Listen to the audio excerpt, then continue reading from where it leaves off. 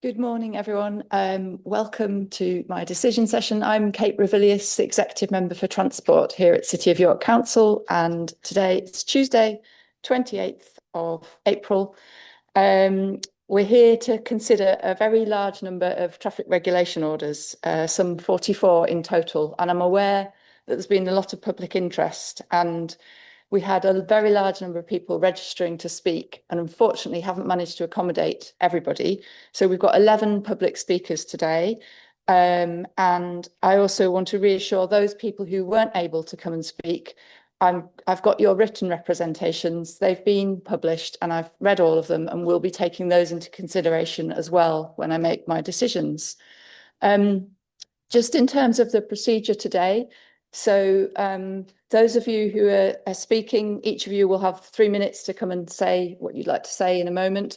And then when I consider the items, I'm going to move the agenda around so that we cover the items first that you have come to speak about. So we'll work through all of those items first, and then I'll move on to the other ones. So hopefully you'll be able, if you want to, you'll be able to stay and listen to the outcome of the item that you've come to talk about.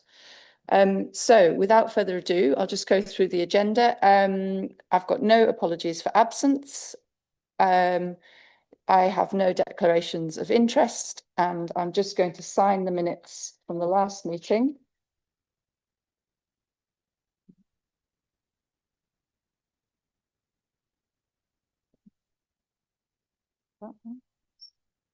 I signed the right thing.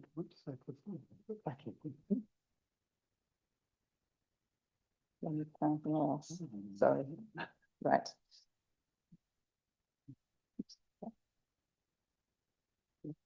Is that? Thank you. Right. So public participation. I've got 11 registered speakers. I'm going to ask each person to come up in turn. You'll have 3 minutes. I'm happy to give you a 30-second warning if you'd like it. So I'd like to invite Councillor Taylor to come up first.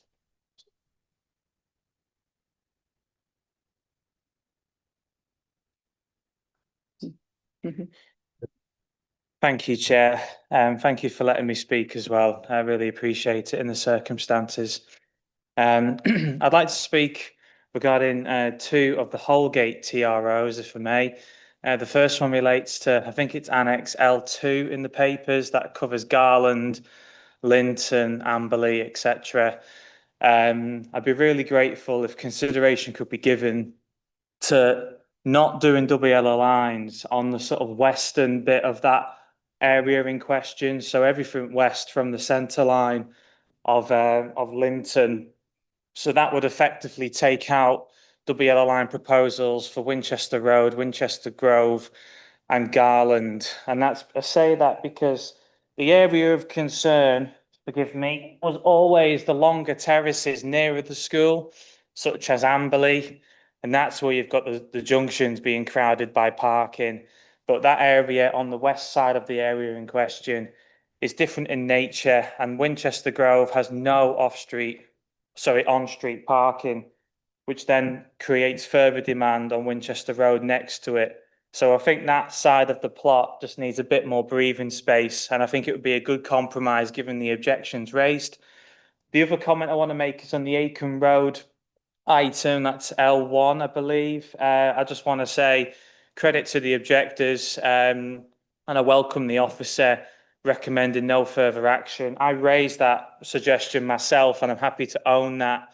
But I think it's fair to say that probably proposed it in an increasing state of desperation for any measures at all on Aiken Road. And I think if we can make Aiken Road slower and calmer and more active travel friendly, then the need for things like putting double yellows in that place would be far reduced. So maybe it speaks to a bigger issue, which I know the executive member is aware of on Aiken Road. So I welcome the officer's recommendation for no further action. And the other point I wanted to say before I finish is hats off to all officers involved, in particular, Mr. Holmes, if I may, because I believe this infamous backlog of TRO requests is starting to be defeated. So whatever's gone on to make that happen, fair play. I criticise the council where I think it's merited. I think the council could defend itself more where it's merited, but I also give praise where I think it's merited. and the officers have worked very hard to turn that backlog around. So hopefully we can stay on it moving forward. But please think about the Garland scheme if you can. Thank you. Cheers. Good girl. Come on. I'll take all of that into consideration. Thank you. Okay, so next on my list, I'm going to go back to public speakers rather than councillors. So I'd like to invite Melinda Fox to come up. Would you like me to give you a 30-second reminder? No, just go when you're ready. Thank you. I'm here today to speak in support of the extending the double yellow lines around the junction of Denborough Drive and Rosedale Avenue. I first raised the issue of this junction and the difficulties it presents with Rachel Maskell back in October of 2023. And I was advised it was going to be looked at in 24, and then obviously we find ourselves here now, thank the Lord. This junction does still remain an issue, in my opinion. As a driver who regularly uses the junction, I believe that there's an accident waiting to happen. If it remains as is now, I feel that, you know, it would be a collision, an injury to a cyclist or a pedestrian, because the vision is dreadful at this junction. Over time, I've had many near misses, and so have all my neighbours who I've talked to about this. Currently, the vehicles park on Denborough Drive right up to the Rosedale Avenue junction. Admittedly, and I think there was a mention in the papers that the white lines on Rosedale at the junction are practically non-existent, but the yellow lines were extended, I believe, up Rosedale Avenue slightly, but it's not actually that's a problem. It's the yellow lines need to be extended on Denborough Drive, because as you exit the Rosedale Avenue junction, you have no vision either side. So it means that as a driver, you have to pull out of the junction, risking pulling into the path of either a car coming from your right that's coming along Denborough, or pulling out head on into a car that's just come off the Wetherby Road junction. And a lot of the vehicles that are parked there frequently are big vehicles, such as the Range Rover type, you know, the 4x4s, which then impede your vision further. So I just feel that something needs to be done to allow safe exit from this junction for all users, really. And extending, I realise, you know, I've read the objection, and I realise that obviously there will be an impact on local businesses for this because of parking, but I feel that the safety of the junction probably mitigates the the parking issue for local businesses. I just think that if this isn't changed, there will at some point be a serious incident at the junction, and I just hope you can support it and put these yellow lines in place for us to make it safer for everyone. So thank you for allowing me to speak today. Thank you. Thank you. Thank you for coming in, and I'll take all of that into consideration. Thank you. Okay, I would like to invite Rebecca Lack, who I believe is speaking remotely. Rebecca, can you hear us? I can. Can you hear me? Yes. Would you like me to give you a 30-second reminder, or are you happy to go for 3 minutes without? I hope that I've practiced enough that I don't need it. Okay, lovely. Just go when you're ready then. Thank you. Hello, I live on Field View. I ask that you choose option 2, take no further action. This is because the proposal doesn't recognise 6 facts. 1. Double yellows on their own don't work. The continuously parked on pavement opposite Mrs. Greedy's cafe proves this. 2. Pavements are only safe and accessible if they are always clear of obstruction. 3. Some neighbours were excluded from engaging with the consultation, including people who need the pavements most. 4. Where people live, there will be vehicles. All properties need repairs. Landlords have legal obligations. The council has obligations as a landlord and as an inspecting body. Then there are our food, goods and takeaways deliveries. But 5. Off-road parking at a premises is not enough to keep motor vehicles off the roads and off pavements. In fact, there's an example of this next to my property right now. The driver has not pulled right up to the house and is obstructing the pavement. But this is also the case if there are more vehicles at a premises than will fit on the space, or if on-street parking opposite restricts manoeuvring in onto the off-road space. 6. Putting restrictions on field view, 6.5 metres wide, will push the problem and attendant dangers onto surrounding narrower streets already under pressure, such as Houghton, 5.5, Ratcliffe, 6 metres. But I do not mean CYC should not take any action. This consultation has started the conversation, plus central government is to give local authorities powers to tackle pavement parking, and CYC has said it will apply to be a trial city. Please do. Reducing on-street and pavement parking or moving it, there is parking for around 16 vehicles within 250 metres of Tennyson Field View, currently used by commuters, means the council can, for example, create some casual and some bookable on-street parking spaces for trades and for longer vehicles such as scaffolding lorries and removals vans, and designate on-road space for wheelie bin collections, getting these too off the pavements. What's really needed is a bold and ambitious whole area review of Burtonstone Lane and the streets between it and the rail line in consultation with residents, reducing the attraction and convenience of using motor vehicles and creating places that stimulate people to walk, wheel and cycle. The need for change is urgent. I hope the council will engage further and undertake work to alter street design and motorist behaviours in ways that improve the lives of current and future residents of Fieldview and Tennyson Avenue. Thank you. Thank you, and I will take all of that into account. Thank you for speaking. Okay, I would like to invite Jack Horan up next.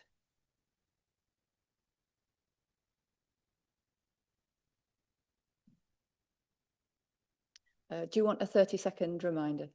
Okay, lovely. Go for it. Go when you're ready. Oh, sorry. Could you just turn the microphone on? It's the little button. There you go. It's on. Yeah. I'm speaking about the intersection of Fordlands Road and Main Street in Fulford. I live on the house that's 145 Main Street, directly on that corner there. And we'd like to object against the double yellows that would be going up and down there.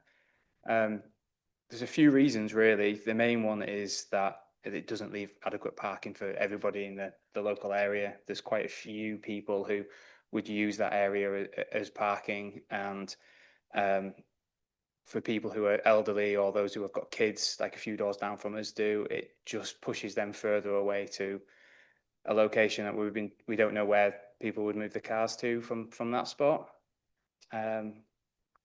We'd also just like to highlight, we noticed one of the comments on there was saying about how dangerous it can get, and we totally agree with that. We just say that the cars that are actually there have acted as kind of a stopper to people that are speeding around that corner.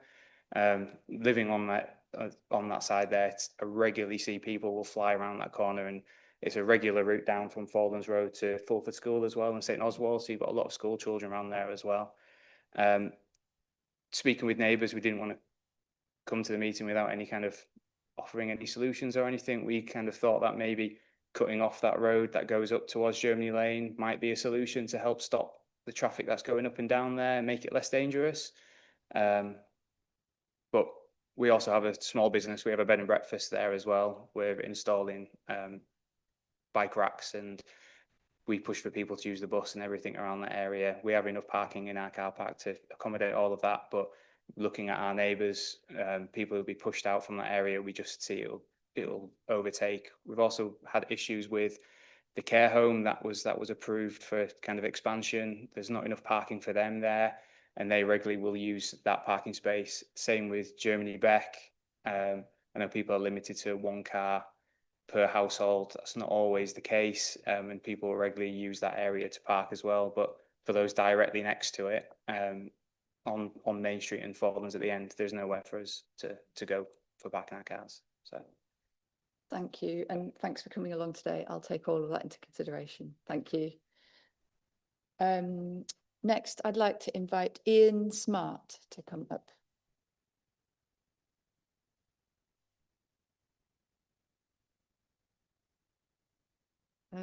Yeah, if you just press, that's it, you've got it. Would you like a 30-second reminder? No, I should be okay. Thank Lovely, you. just go when you're ready. Okay, thank you. I'm talking with regard to Huntington Mews, F2. Thank you for the opportunity to speak on this issue. I've lived in this house for 6 years at number 38, and my neighbour, who also objected to this, has lived for 20 years at number 36. I've seen the issue steadily worsen over the time that I've been there, and I raise this issue primarily because of the lack of consideration that is being shown to residents, insofar that cars are parking in the cul-de-sac and directly adjacent to our driveways for up to 5 or 6 days. They use it as a long-term car park. This basically means that it is extremely difficult to swing into our driveways, or sometimes even impossible to reverse into our driveways.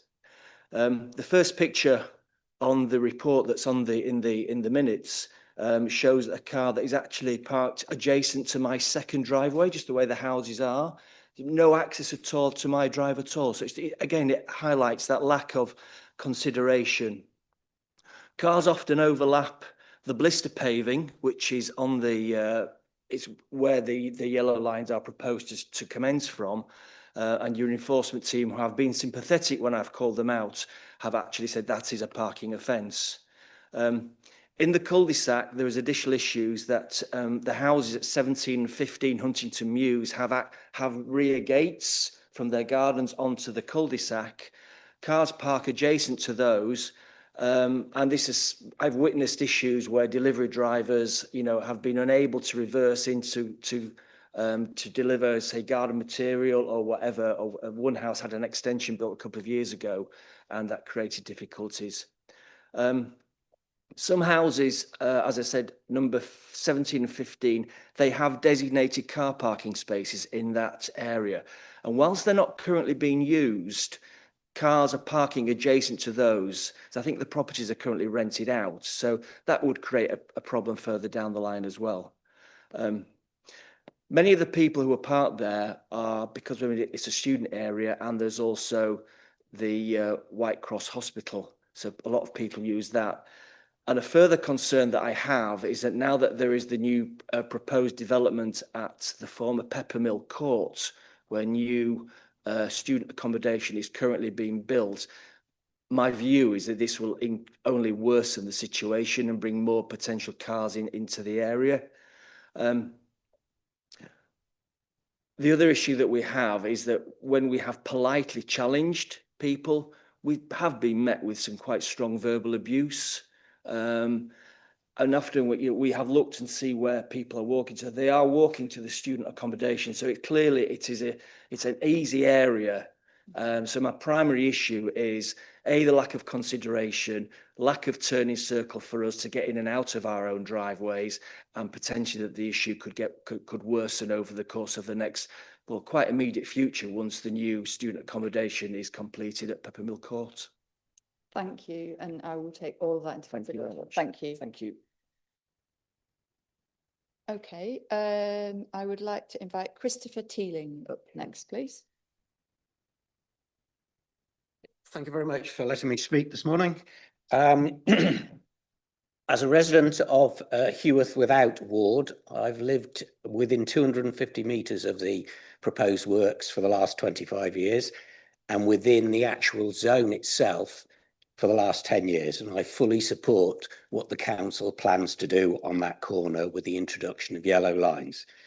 When vehicles are parked on this very busy corner, vehicles are forced onto the opposite carriageway, and this has led to safety issues along both roads, both Straylands Grove and Woodlands Grove, and further down both those roads. In addition to this, as a result of the approved standing of our local teams, both York City and York City Knights, that corner is becoming a parking area for those who want to use the footpath that leads up towards the stadium. And it's only getting worse, and will get worse with the improved standings of both of our teams.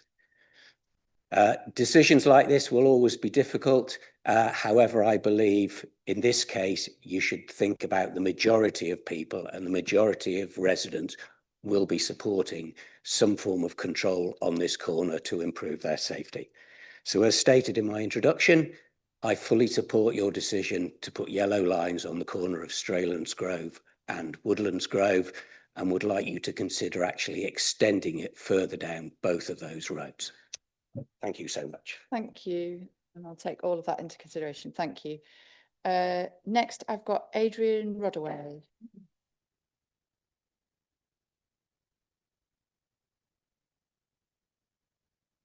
If you can just turn the microphone on, that's it. And would you like a 30-second reminder? Should be okay. Okay, just go when you're ready. Thank you very much. I'm speaking for Holgate Methodist Church to point I1, which Councillor Taylor already referenced. Holgate Methodist Church is a significant community facility used daily by a preschool, guiding groups, scouting groups, worshippers, children's parties and many other groups. The proposed no waiting at any time restriction on Acombe Road would remove the only practical short stay parking adjacent to the building. The church's own off-street parking is limited to 3 or 4 cars and requires tight, multi-point manoeuvres. It's unsuitable for general use, particularly when large numbers of young people are arriving or leaving. Murray Street and New Lane cannot absorb displaced parking. Both are heavily parked by residents, especially in the evenings and at weekends, and have no spare capacity. Removing the current on-street provision would require many users to cross Acombe Road, a 30-mile-an-hour B road with no nearby controlled crossing. This affects children, preschool families, older residents, and those with mobility limitations. During winter months, many sessions take place after dark, making it harder to judge vehicle speeds. Objectors have also reported serious accidents on this stretch of Acombe Road, underlining the importance of minimising unnecessary crossings. The roadside space is essential for loading and unloading equipment for community activities, including minibuses and trailers used by the uniform groups. The Scout group is one of the largest in the city and draws people from across York. These vehicles cannot be accommodated within the church grounds or on the surrounding narrow streets, so removing this space would create operational difficulties and require equipment and children to be moved across the carriageway. Holgate Methodist Church also serves as a polling station for almost 2,000 registered in-person electors. The council's own accessibility audit noted the importance of nearby on-street parking. Removing this provision would reduce practical access for electors, including those from areas with higher levels of health deprivation and disability, and would be inconsistent with the council's duty to ensure reasonable and accessible voting facilities. We recognise that the proposal arises from concerns about visibility at the junctions of Murray Street and New Lane. However, regular users report that the main visibility constraint is the buses at the adjacent stops, whose size blocks sightlines more significantly than parked cars. A reduction to a 20-mile-an-hour limit would be a more proportionate and targeted response. For these reasons, the proposed restriction would reduce accessibility, create operational challenges for community groups, and diminish safe access to a key local facility. We therefore ask that the proposal be withdrawn. Thank you for your time. Thanks for coming today, and I'll take all of that into consideration. Thank you. Next, I have got Jack Merritt.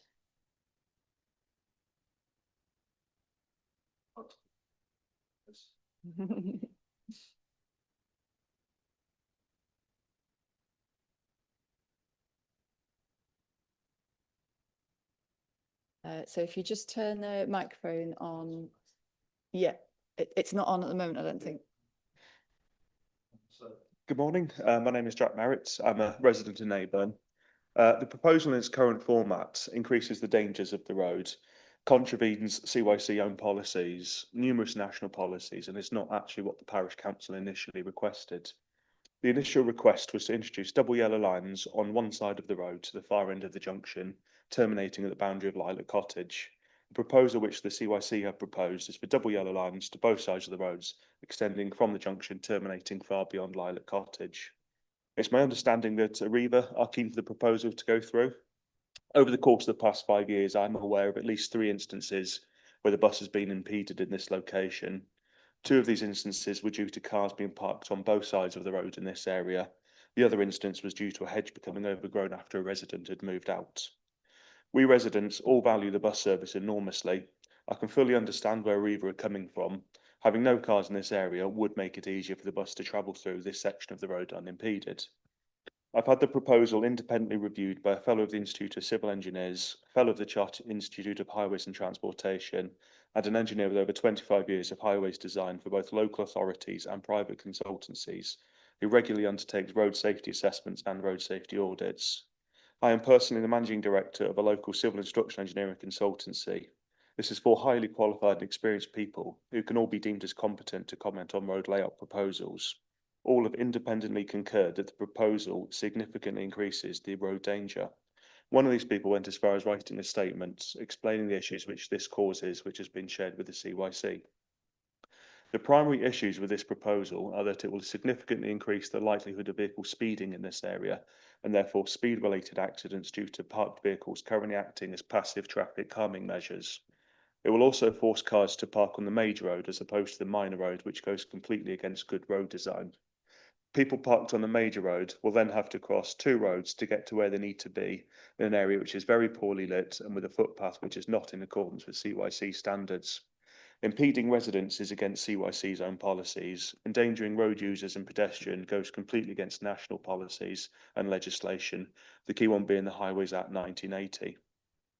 The proposal also contravenes the CYC policy for ensuring there's at least 1.5 there's parking for at least 1.5 vehicles per household where they do not have suitable off-street parking. At least 6 houses in this village will no longer have this parking. The issue has only arisen when there are obstructions on both sides of the road. A simple solution of double yellows on one side of the road will resolve this issue and have no impact on the safety of the road.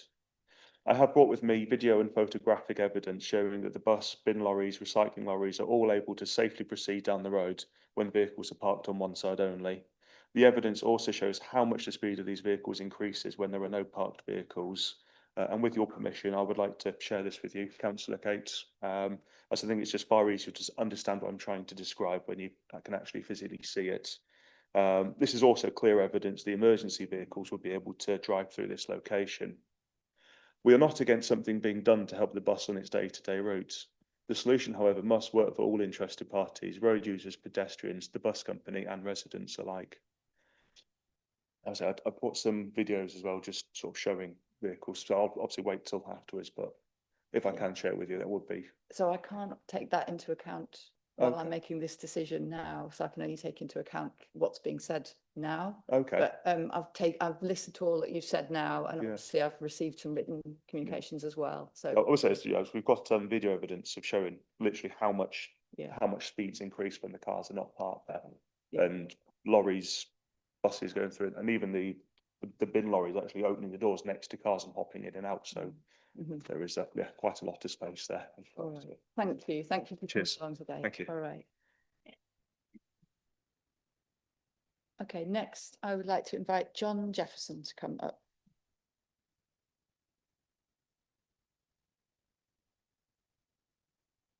Have a glass of water if I course. may, Chair. Yeah.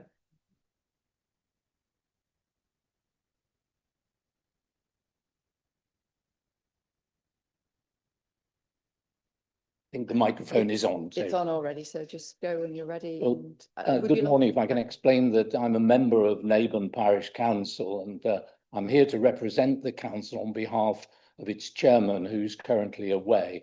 And if I can thank you for allowing me to speak in support of the recommendation by the city's highways department. The council's role in this has been quite straightforward and unambiguous.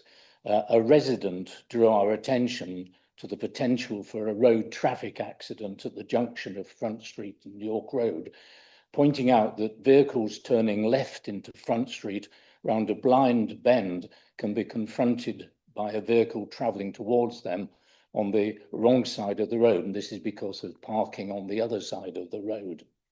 We took on board the residents' concerns and agreed there was a potential safety issue and that we had a duty to respond. And we thought that the correct course of action was to refer it to the city's highways department, who obviously had the experience and expertise to assess the situation and then suggest actions if necessary.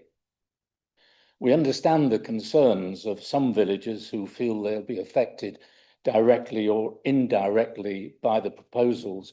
Indeed, after the Highways Department had issued its proposals for consultation, one of the objectors had an opportunity to address a parish council at some length. However, as you'll realise, the council also has an obligation to consider the wider interests of the community and highway users. Although the parish council has suggested some options to the Highways Department, they've never been no more really than ideas simply intended as contributions to the consultation process. And we've consistently made it clear that having invited the department to look at the issue, we were likely to be minded to support what they eventually thought was required in the interests of public safety, which was the priority. The Highways Department have clearly given a lot of thought to finding a solution, and we're grateful for their diligence. It is particularly impressive that they went so far as to carry out a traffic survey with cameras for a week, and their findings make interesting and sometimes alarming reading. I have in mind particularly the recorded 71 instances of parking on the footpath. It's reassuring that the department have been able to use their own observations in their decision making. To conclude, the department's revised recommendation addresses the safety issues for vehicles at the junction of Front Street and York Road, and in doing so, their solution also deals with other issues linked to parking on this very narrow section of road, namely the problem of footpath parking, as well as making it less hazardous for vehicles, especially village buses, delivery vans and emergency vehicles when they're negotiating this end of Front Street. It should also be noted that the revised recommendations appear to acknowledge concerns expressed by objectors and a suggestion by the Parish Council by allowing a little more additional on-street parking than was envisaged in the original recommendation. We support the recommendation. Thank you, and thanks for those views. I'll take those into account. Thank you. So next, I'm now moving on to the councillors. So Councillor Waller, I'd like to invite you.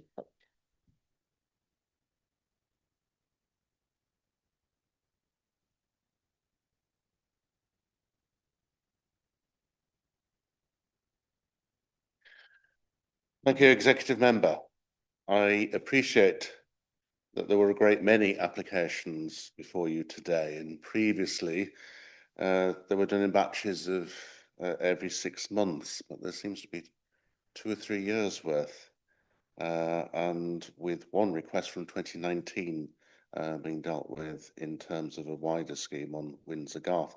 So I hope that as an Executive Member you'll review the situation so that we don't get quite so many at one go.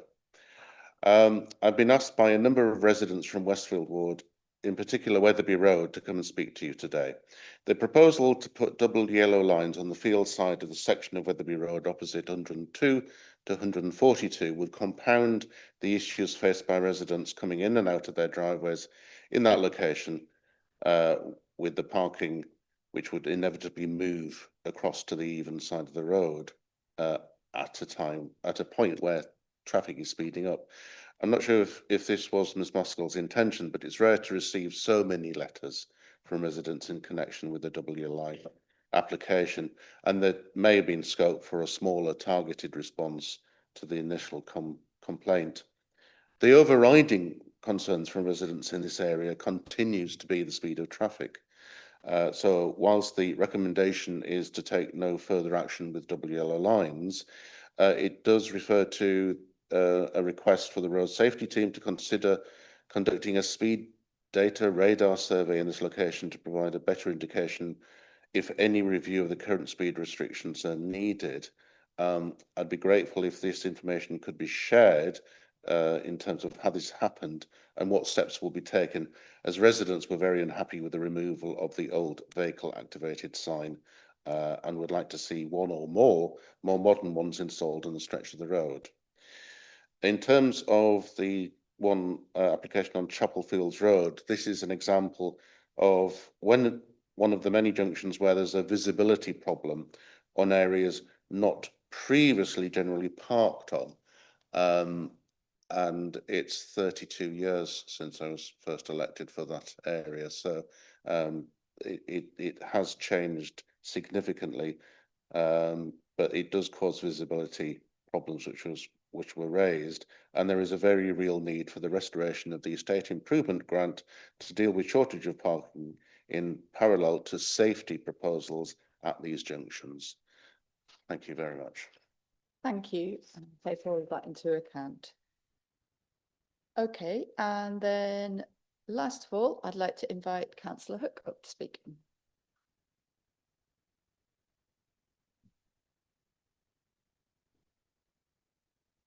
Thank you very much. While I appreciate that, I'm talking about Northfield Lane in Upper Poppleton. While I appreciate the change to the original plan so that no yellow lines will be installed outside the yellow terrace of 6 houses, 1 to 6 Northfield Lane, to allow parking for visitors and tradespeople as requested by the residents, I am asking that no further yellow lines are introduced in Northfield Lane. The suggestion to increase parking restrictions on Northfield Lane was due to concerns about additional parking from the community woodland. I just happened to be standing there in the mid-break of a scrutiny meeting and mentioned to an officer that I really wish the council would ask large organisations to be good neighbours and not just give in and actually hurt the residents with additional restrictions. And the good news is that I believe the Forestry Commission is trying very hard to be a good neighbour. The report states that there had been some complaints about parking in the area for weekly park runs in the community woodland. At a scrutiny briefing on the 16th of April, a representative from the Forestry Commission stated that the park runs were well organised, with stewards in place to prevent people from parking in Knapton and on Northfield Lane, directing everybody to park in the Dobbies car park. There may have been hiccups at the start, but he said it's now all running smoothly and the officer agrees. On questioning, because I was worried that Dobbies might say, oh, I'm fed up with you parking here, you can park elsewhere now, I was told that Dobbies were very pleased to help because the park runners were gone long before their normal clientele arrived and coffee sales in the cafe had shown a significant profitable increase. So it would appear that my comments to officers that did not fall on deaf ears, and a working solution to parking for the park runs has been agreed and implemented to the satisfaction of everybody. Even without this arrangement in place, to impose parking restrictions for an event which lasts at most 2 hours a week would be a sledgehammer to crack a nut, and I'm concerned that it would be an expensive sledgehammer at that. The only other parking problem on Northfield Lane is caused by the large lorries which park so that drivers can take their statutory breaks or when they have to wait to enter Northminster Business Park. When this happens, my residents would not appreciate the large vehicles having to park near their homes because they've been displaced from elsewhere by the yellow lines. Now that all the existing yellow lines are visible because they have been cleared of accumulated soil and vegetation, and the Forestry Commission are making every effort to be good neighbours, any material concerns about parking in Northfield Lane have been lifted. There are now no real reasons why any further yellow lines are lifted. And also the park and ride contract is overdue for renegotiation, and I hope that the new contract will allow other parking on the site. So as the woodland grows in popularity, the need for any additional restrictions would be temporary at best. I would therefore ask that the proposal for yellow lines from the A59 to Northminster Business Park is dropped, or at the very least, they're painted only on one side, because that will allow traffic to pass and prevent any further complaints from the management of the business park. Thank you. Thank you, and I'll take all of that into consideration. Thank you. So that concludes all the public speakers. And then, as I said, I have a number of written representations as well, which I will be taking into consideration. So I'm now going to move on to the agenda items. I'll do agenda item 5 first, and then I'll work my way through the agenda items in order of public speakers to begin with. So let's move to agenda item 5, which is the review of statutory consultation for no waiting restrictions on Dennings Mews. Darren, are you leading on this one? Yes. And do you want to introduce yourself first? Yes, hi, Darren Hobson, Highway Regulation Manager. So as the executive member said, this is a report about proposed restrictions on Dennings Mews. It's in relation to a new development that's occurred down there with I think 10 properties put in place as part of the planning. There was agreement for funding for them to put in WL lines. They've also relined the footpaths in the area to make better access to properties and access from those properties to a cycle route nearby. We received one objection to the proposal, which was for WL lines for the whole development area. And this was in relation to requests for loading restrictions to be put in place, as does occur near the Minster. The layout in this location is completely different to the Deansgate, which uses a recommendation as it's a turning head at Deansgate, whereas this would be just vehicle access. Prior to any proposal and before the development started, we did have WL lines in the area that went certain ways, but were obstructed by vegetation. This led to issues with our enforcement team not being able to stand by tickets that had been issued. So it did lead to some people parking on restrictions because they didn't see the restrictions due to the vegetation. The implementation of the new footpath along that side does give better visibility of the restrictions now. So we don't see that those actions will continue. The representation did also include a report that parents from the nearby schools were parking there to walk along the cycle path. It is too far probably to walk along to leave it with the 10 minutes grace that may be provided by the CEOs. So we may see an increase in tickets of those parents on those mornings if they do start to do that once the restrictions are in place, which should hopefully remove that from occurring in the future. The recommendation in the report is to implement as advertised, which is WL lines to full length of the street, which will link up to the previous restrictions that were at the top of the street at the junction with Crichton Avenue. Thank you. Yes, so I've had a look at this and I've also taken into account the objection and some representation from Councillor Merritt, the councillor for Guildhall, who's provided some representation on this. Obviously, we need to create a safe environment for people walking, wheeling and cycling and remove that obstructive parking and to make sure that we have clear passage for emergency services, waste collection and so on. But we have to recognise that the residents living in that area will need to have the ability for loading and unloading for supermarket deliveries and all the other things you might need. So the double yellow lines will enable the loading and unloading to happen for those residents near to their homes, but will prevent any parking occurring in that area. It will also, as you've described, prevent any parking for people who are using it as a school parking place.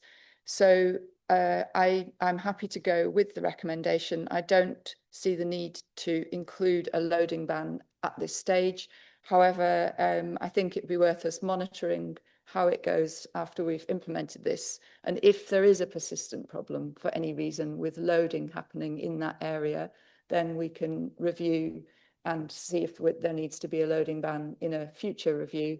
But for now, I'd like to move forward with option 1 on the report, which is to implement as advertised. And I won't go through reading it all out, but yeah, happy to go with that option.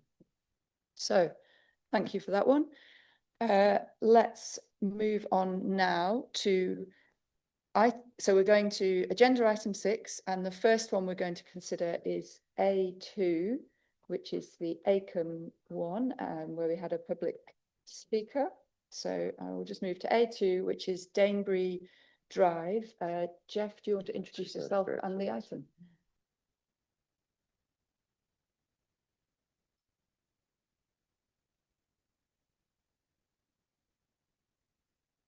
So I'd just like to thank the speaker for coming in today, and we agree that there is an issue with vehicles parking close to that junction, which was the initial report following some previously implemented restrictions. So we propose to, in line with the highway code, to implement 10 metres.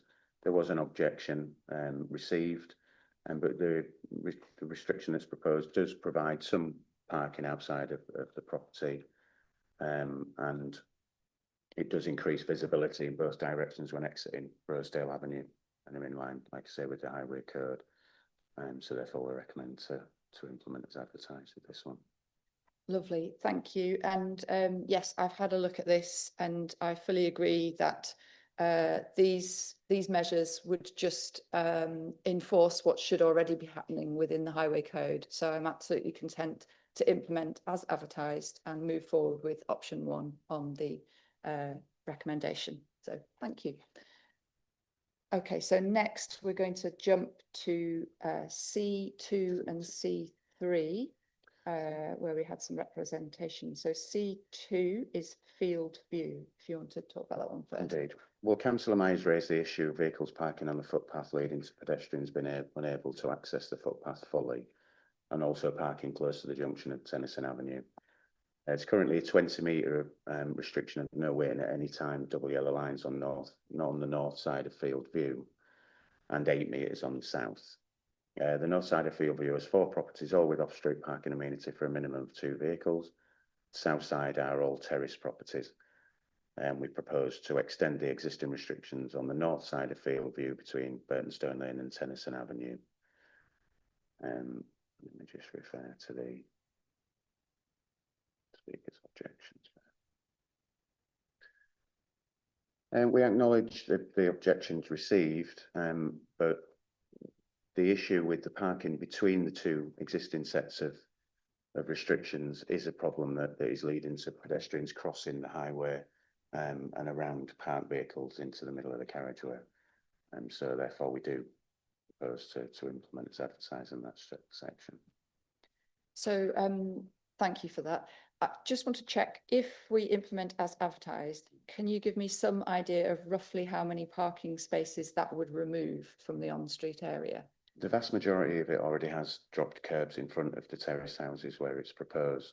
So I would say, without actually have been out and taken measurements, 2, maybe 3 parking spaces. Okay, so in terms of the concerns around it pushing parking to other areas, it's 2 or 3 parking spaces that are being lost here. Yeah, indeed. Okay, and then deliveries can still take place from the double yellow lines as well. It doesn't prevent that, and you know, as providing there's no obstruction caused, blue badge holders can also park there for up to 3 hours. Yeah. And then the other concern that was raised by the public speaker was about residents who are trying to exit and access their own driveways if there's parking opposite. Is the road wide enough to facilitate that, in your view? So yeah. Okay. They're currently performing that action at the moment with vehicles parked close to the drop curb. So removing those parked vehicles should increase access. Okay. So with this one, I have taken on board what the public speaker said, and in many ways I have great sympathy for their ask for a more holistic look at the area and measures that create a better street design for everybody. And I recognise that double yellow lines can just be a blunt tool, and they're not necessarily improving the street in the way that residents would want to see. And I will say, and I keep saying in many decision sessions, that I think residents parking is often a better tool for that more holistic look at an area, where we can then start to ask the community how they would like their streets to be, and whether they want it to be given over to parking, or whether there's a need for a bench or cycle parking, or all the other things that a street could also have. So I recognise that double yellow lines are a blunt tool. In this case, this has been waiting for some time, in terms of we've looked at a problem that is occurring, and with this particular one, given that it will only displace 2 or 3 parking spaces, but it will free up the pavement, importantly, for people who want to walk in the area, then I am going to go with the Office of Recommendation of, I think it's option 1, so I'm just checking.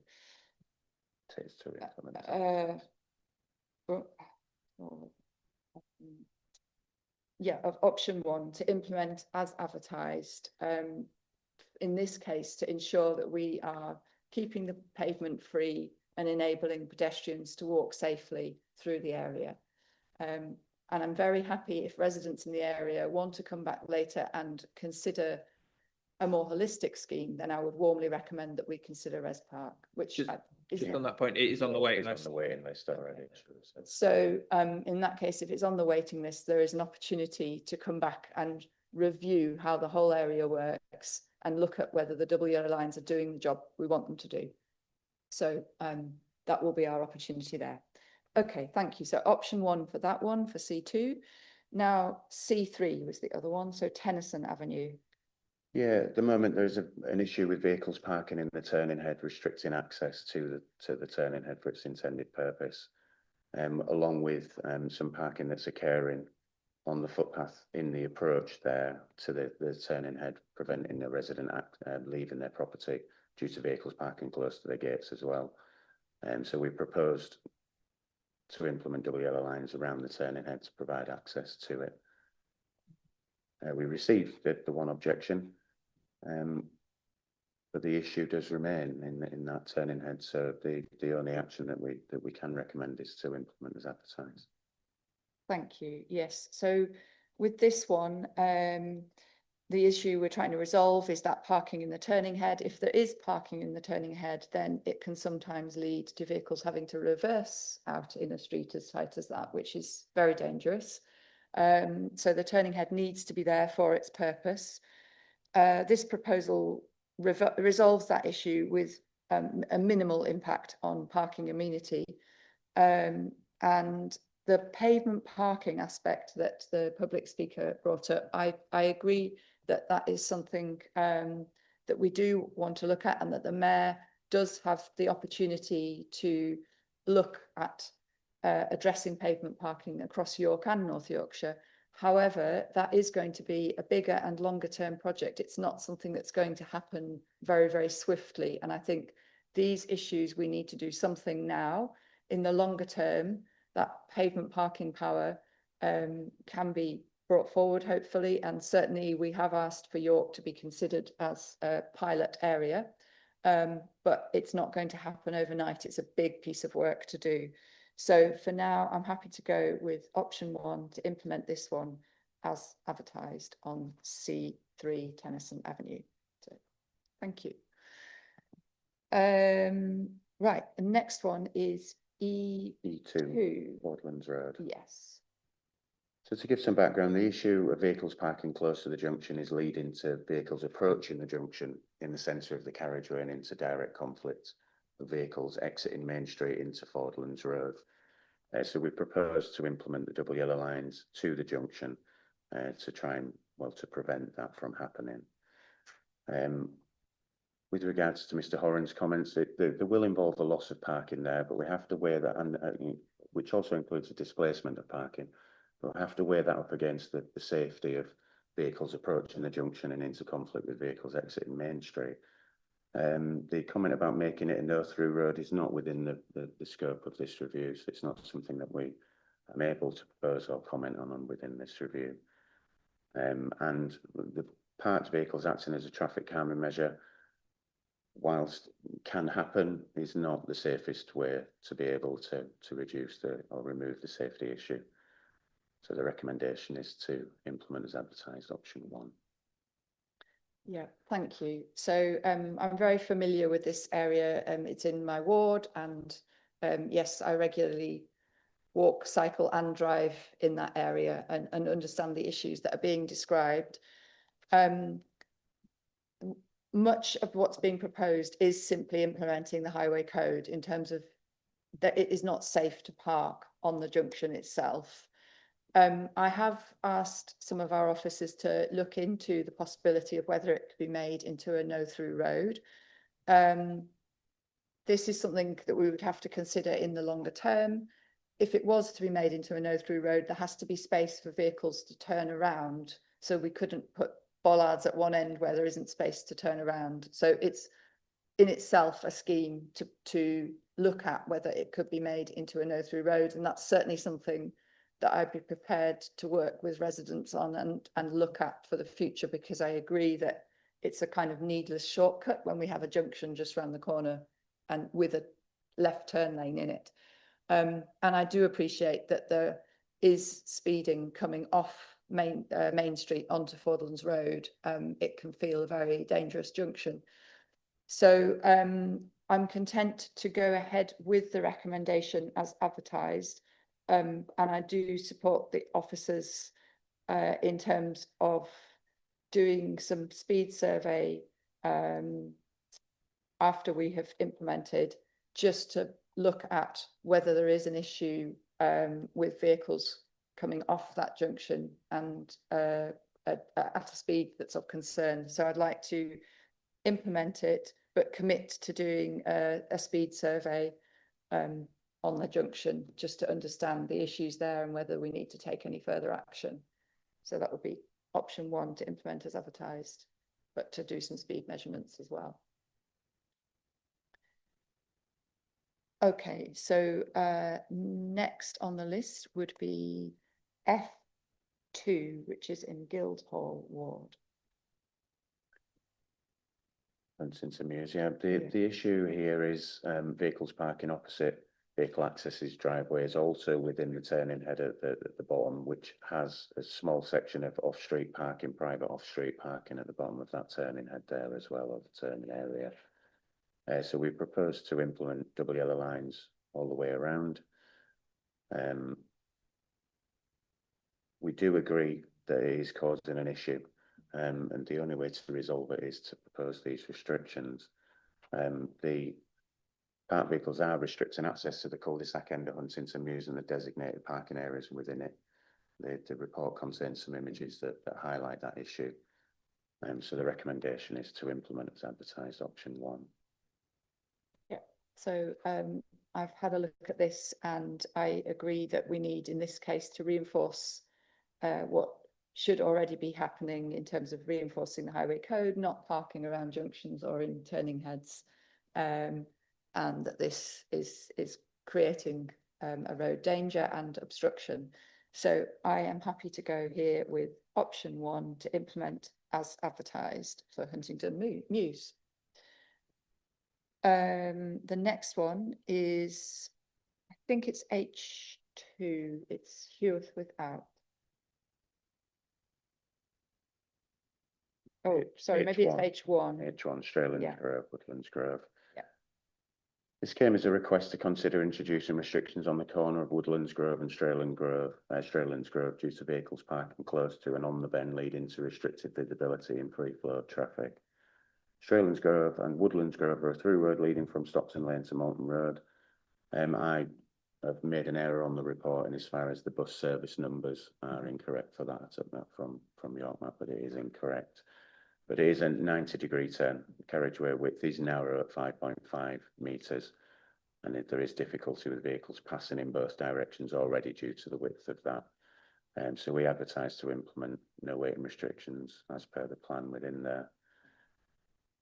The loading and unloading is permitted from double yellow lines, providing the vehicle is not causing an obstruction. The activity is continuous, which was raised as one of the objections.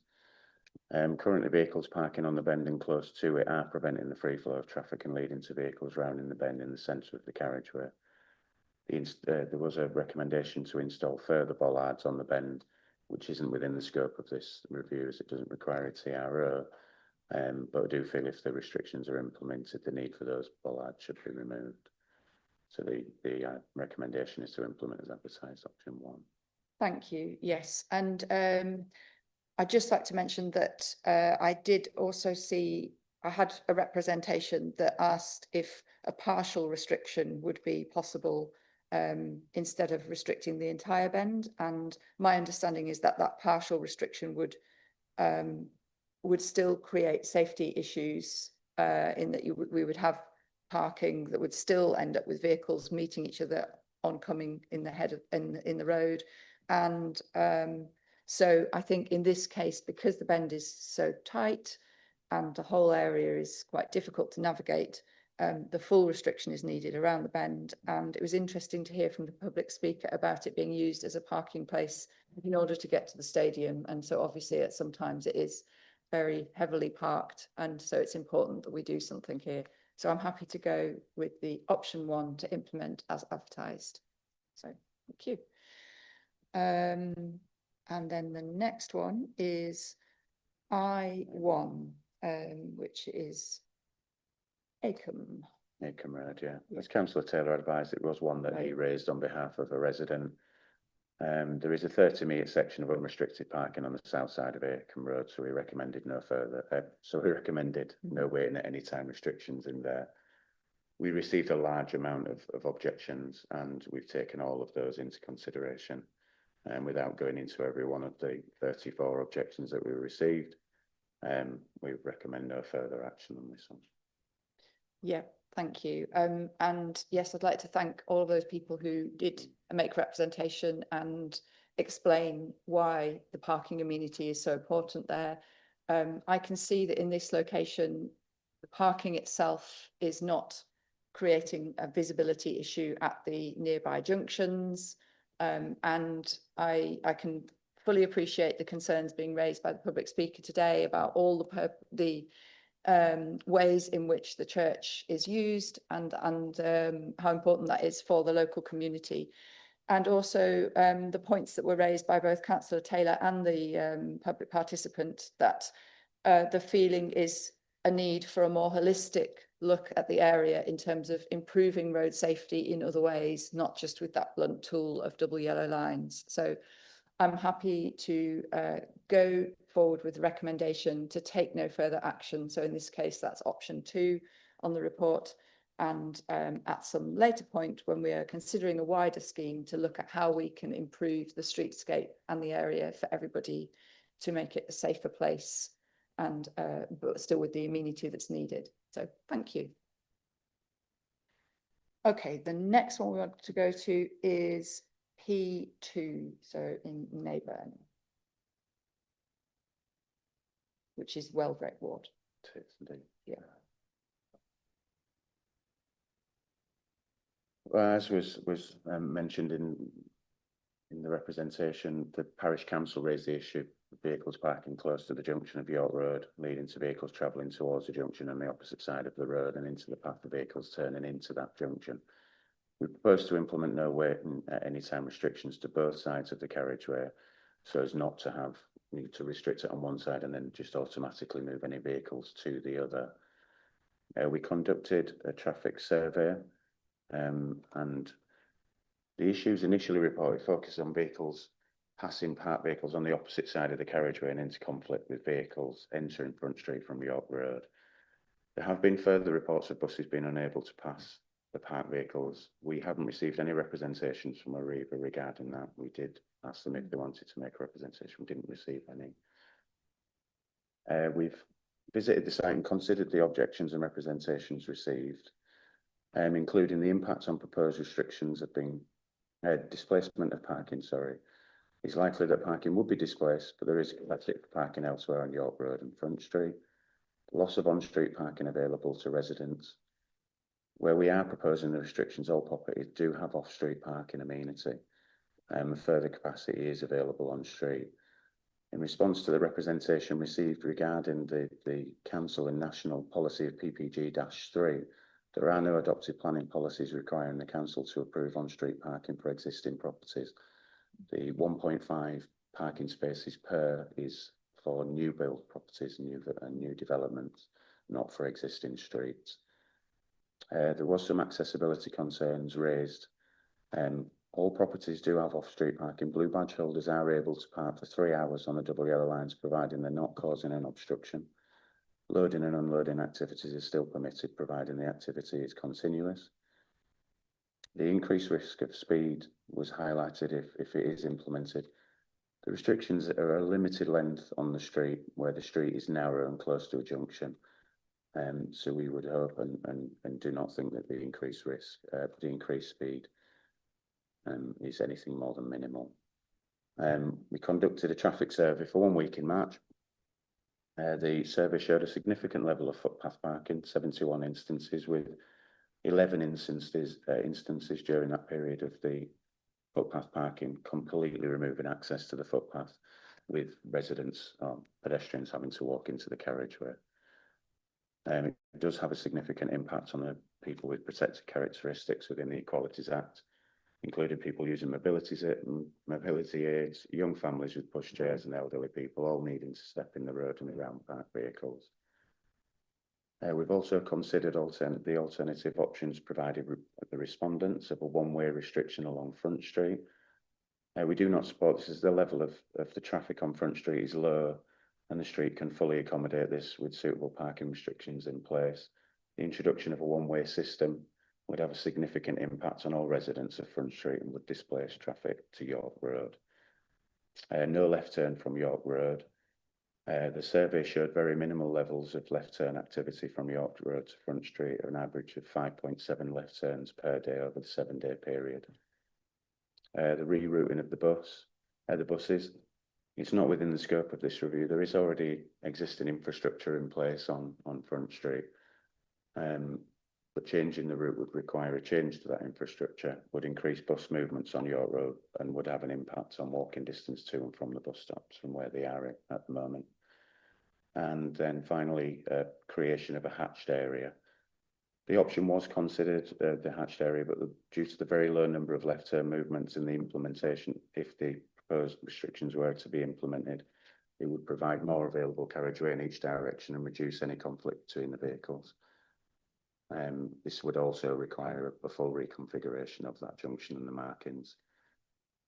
So in conclusion, having considered the objections and representations and the issues initially reported along with the survey data and our obligations to consider all highway users, including groups with protected characteristics under the Equality Act of 2010, we now recommend a lesser restriction than first advertised.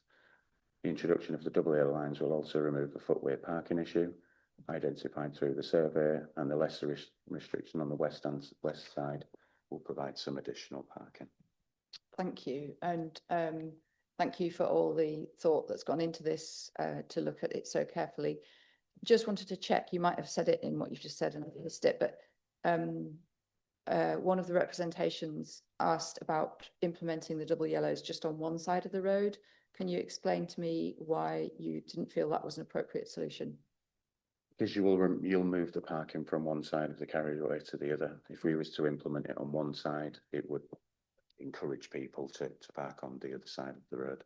And would that result in vehicles potentially, a vehicle turning into the road, meeting another one head on? Is that what you're saying? It doesn't remove the issue of the conflict of vehicles. Right. Up close to the junction. And the section where we've proposed to recommend a lesser restriction, so no restriction at all outside Lilac and Callan, the carriageway is 5.6 metres in width there, so it can accommodate parking on that side without needing to park on the footpath.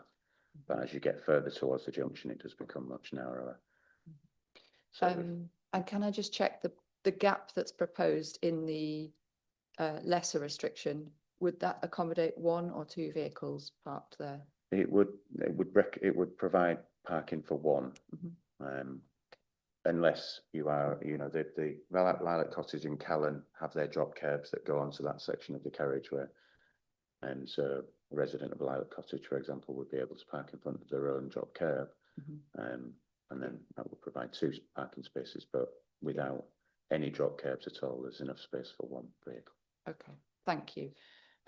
Yes, thank you for all of that, and it was interesting to have the additional evidence for this one in terms of the video evidence to just understand what the actual issues were and whether we needed to take any action. And I think the amount of pavement parking here, and then the fact that then pushes vulnerable road users into the highway, so somebody pushing a buggy or using a wheelchair is then ending up in the highway, suggests to me that there is a need for an action here. And of course, the original reason for it being proposed was around road danger and vehicles meeting each other head on at the junction. So having looked at all of this, I have listened to the representations and read the representations that have come to me. I realise that this is a difficult decision, and that we can't find a solution that will please everybody here, and we're trying to find the best balance that we can here. So I'm really grateful for officers for looking for that balance and enabling some parking amenity. So in this case, I'm going to go with option 3 to implement the lesser restriction than advertised as described earlier. So thank you.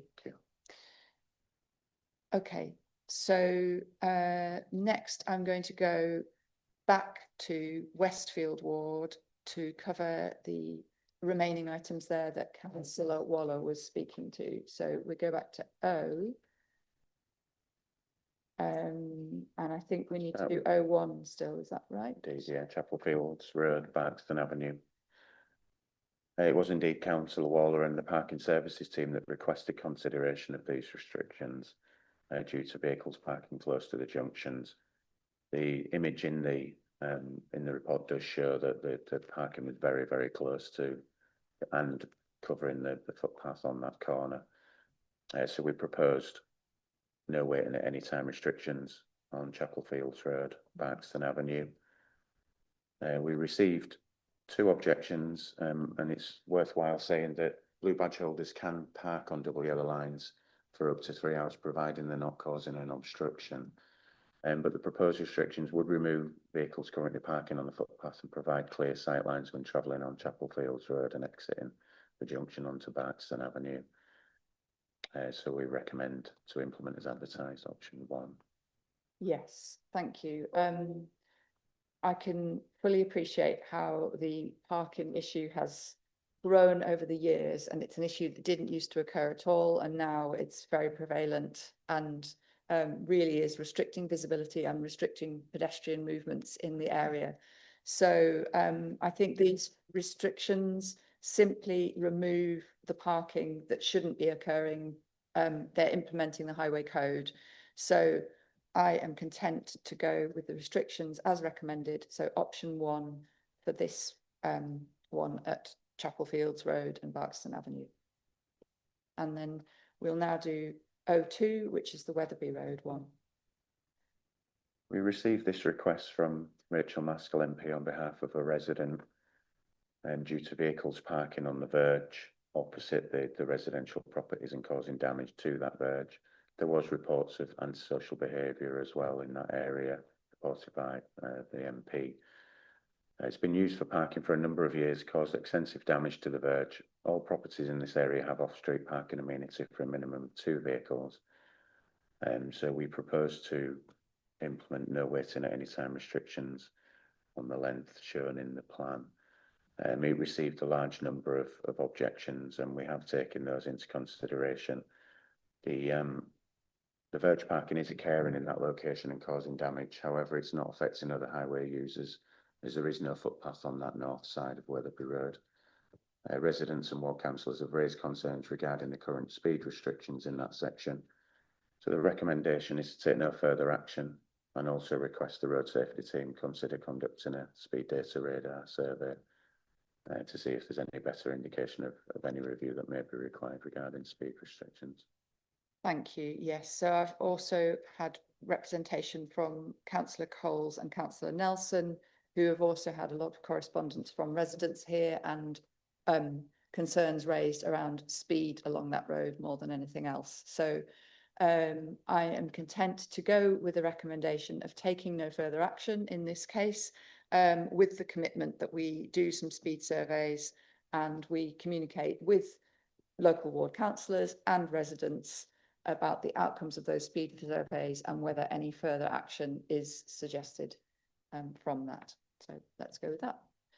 Right, and then now we're going to go to Northfield Lane, which is in Annex M, so M1. And this is one that Darren is going to present. Do you want to wait, dear? Yeah. Yeah, so we originally put this proposal together due to concerns about the impact from the community woodland. The proposal was to put in restrictions for them to try not to push the parking onto the highway. This received a significant number of objections from residents, as well as residents Northfield and Napton, who felt that the issue would be pushed to their village. They're all asking for, most of the majority are asking for some restrictions, maybe not, and asking for it reduced and making sure that access to their properties is maintained for loading deliveries. The comments were taken into consideration. As the Ward Council mentioned about the park run, we did, it maybe wasn't clear in the writing, but we did receive representation that it had caused an issue in the beginning. It hadn't been made clear to us as officers at that point that had been actually progressed to a point where it's not causing an issue that it was in the initial. So if that wasn't clear in the report, but it was just to add the extra layer to it, because obviously we had that representation through the proposal. Right? The recommendation within the report is to implement a less restriction and only take the restriction from the A59 down to just before the residential properties, so past the access to the industrial estate, which will leave an ability for residents to park and potentially people accessing community woodland or the industrial estate if required.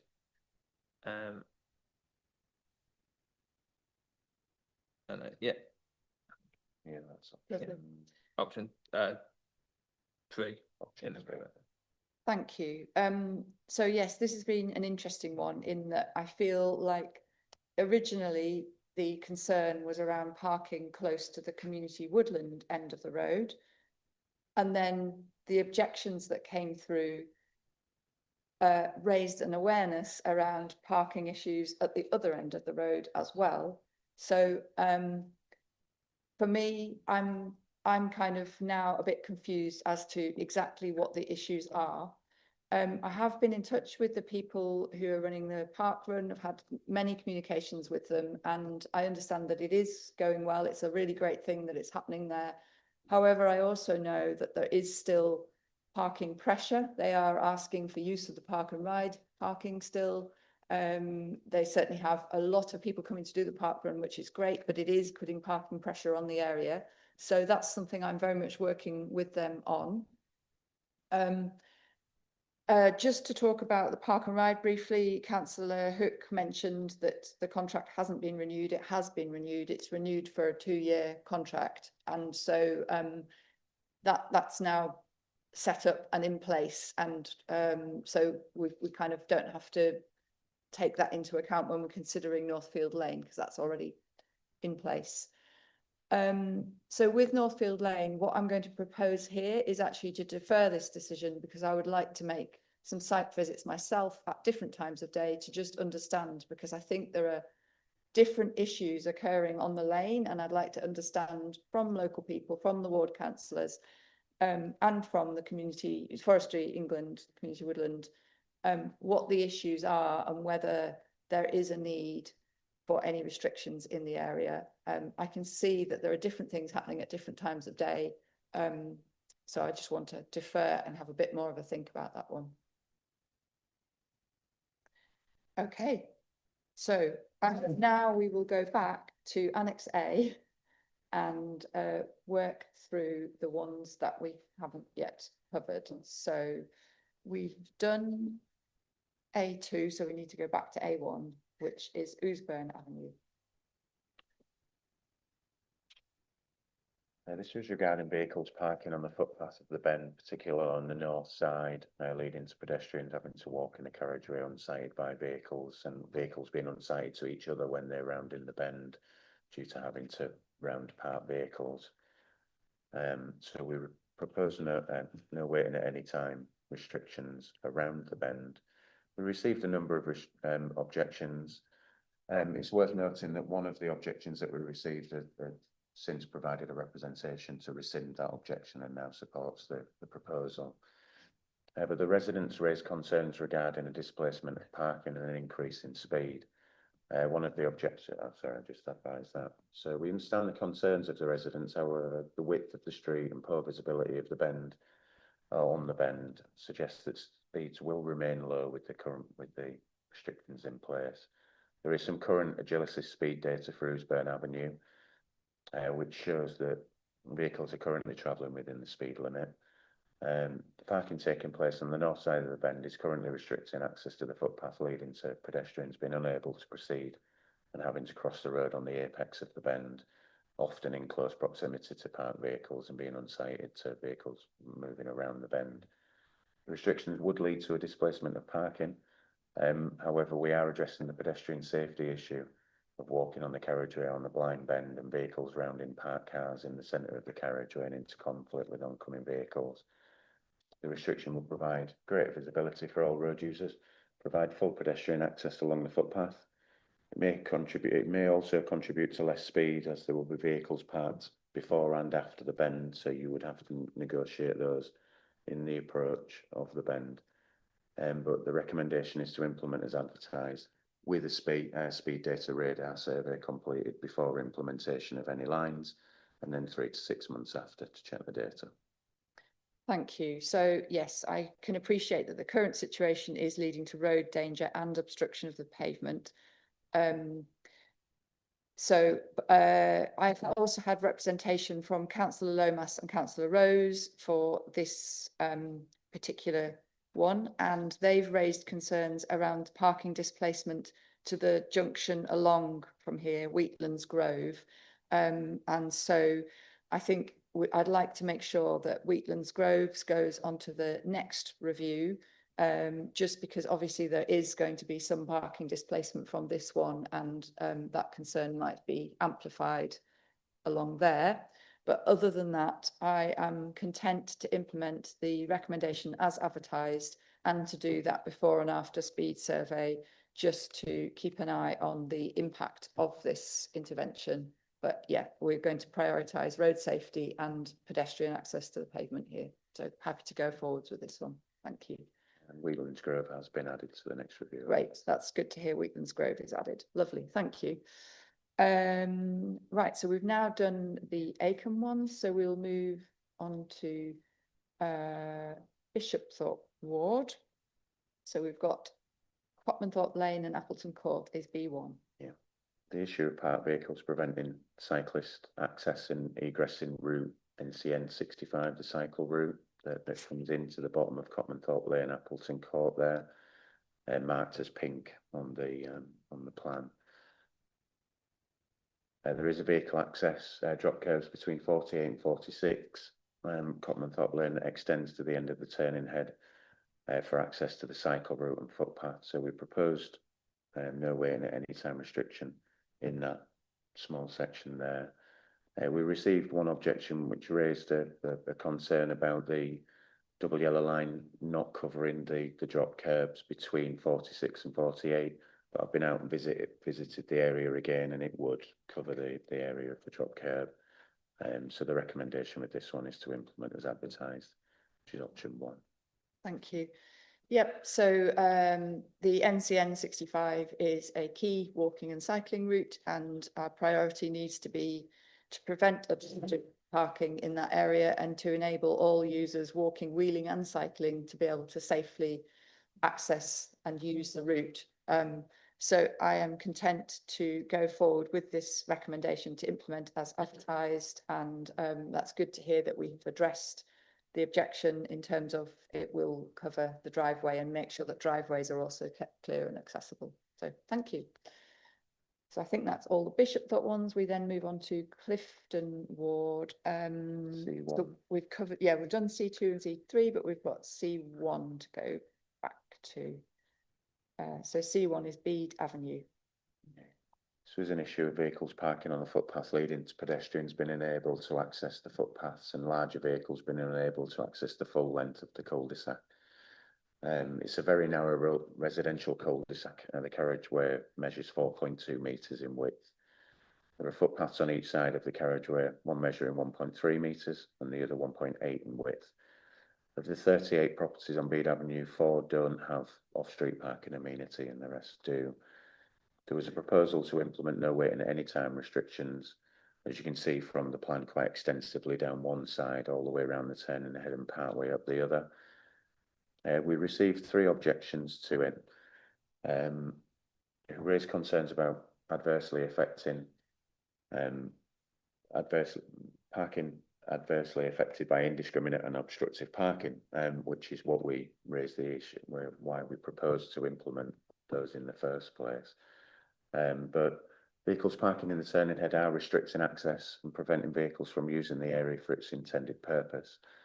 We reached out to the waste services team to see if they provide a representation about any access issues on the bend, which they've advised they didn't get back to us regarding that.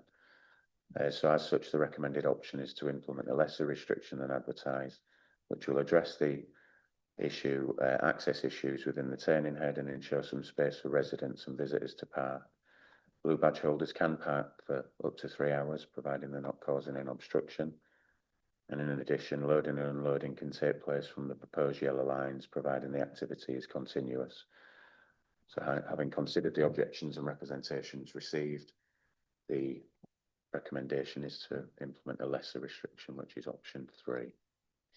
Thank you. Yes, I'm happy to go with that lesser restriction. It means that the turning head serves its purpose as a place for turning and prevents the need for any vehicles needing to reverse out, and also keeps that footway access clear and usable at the end.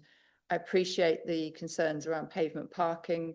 In this case, I think we're trying to address the turning issues at the turning head. The pavement parking, we might have to wait until we have that mayoral opportunity to review the pavement parking across the whole area. So I'm going with option 3 to implement a lesser restriction than advertised for this one, C1. Okay, next we go to Dringhouses ward. We've got D1 Nelson's Lane, for which there was a number of representations. I'll let you introduce that. Yeah. Bring up those representations as well.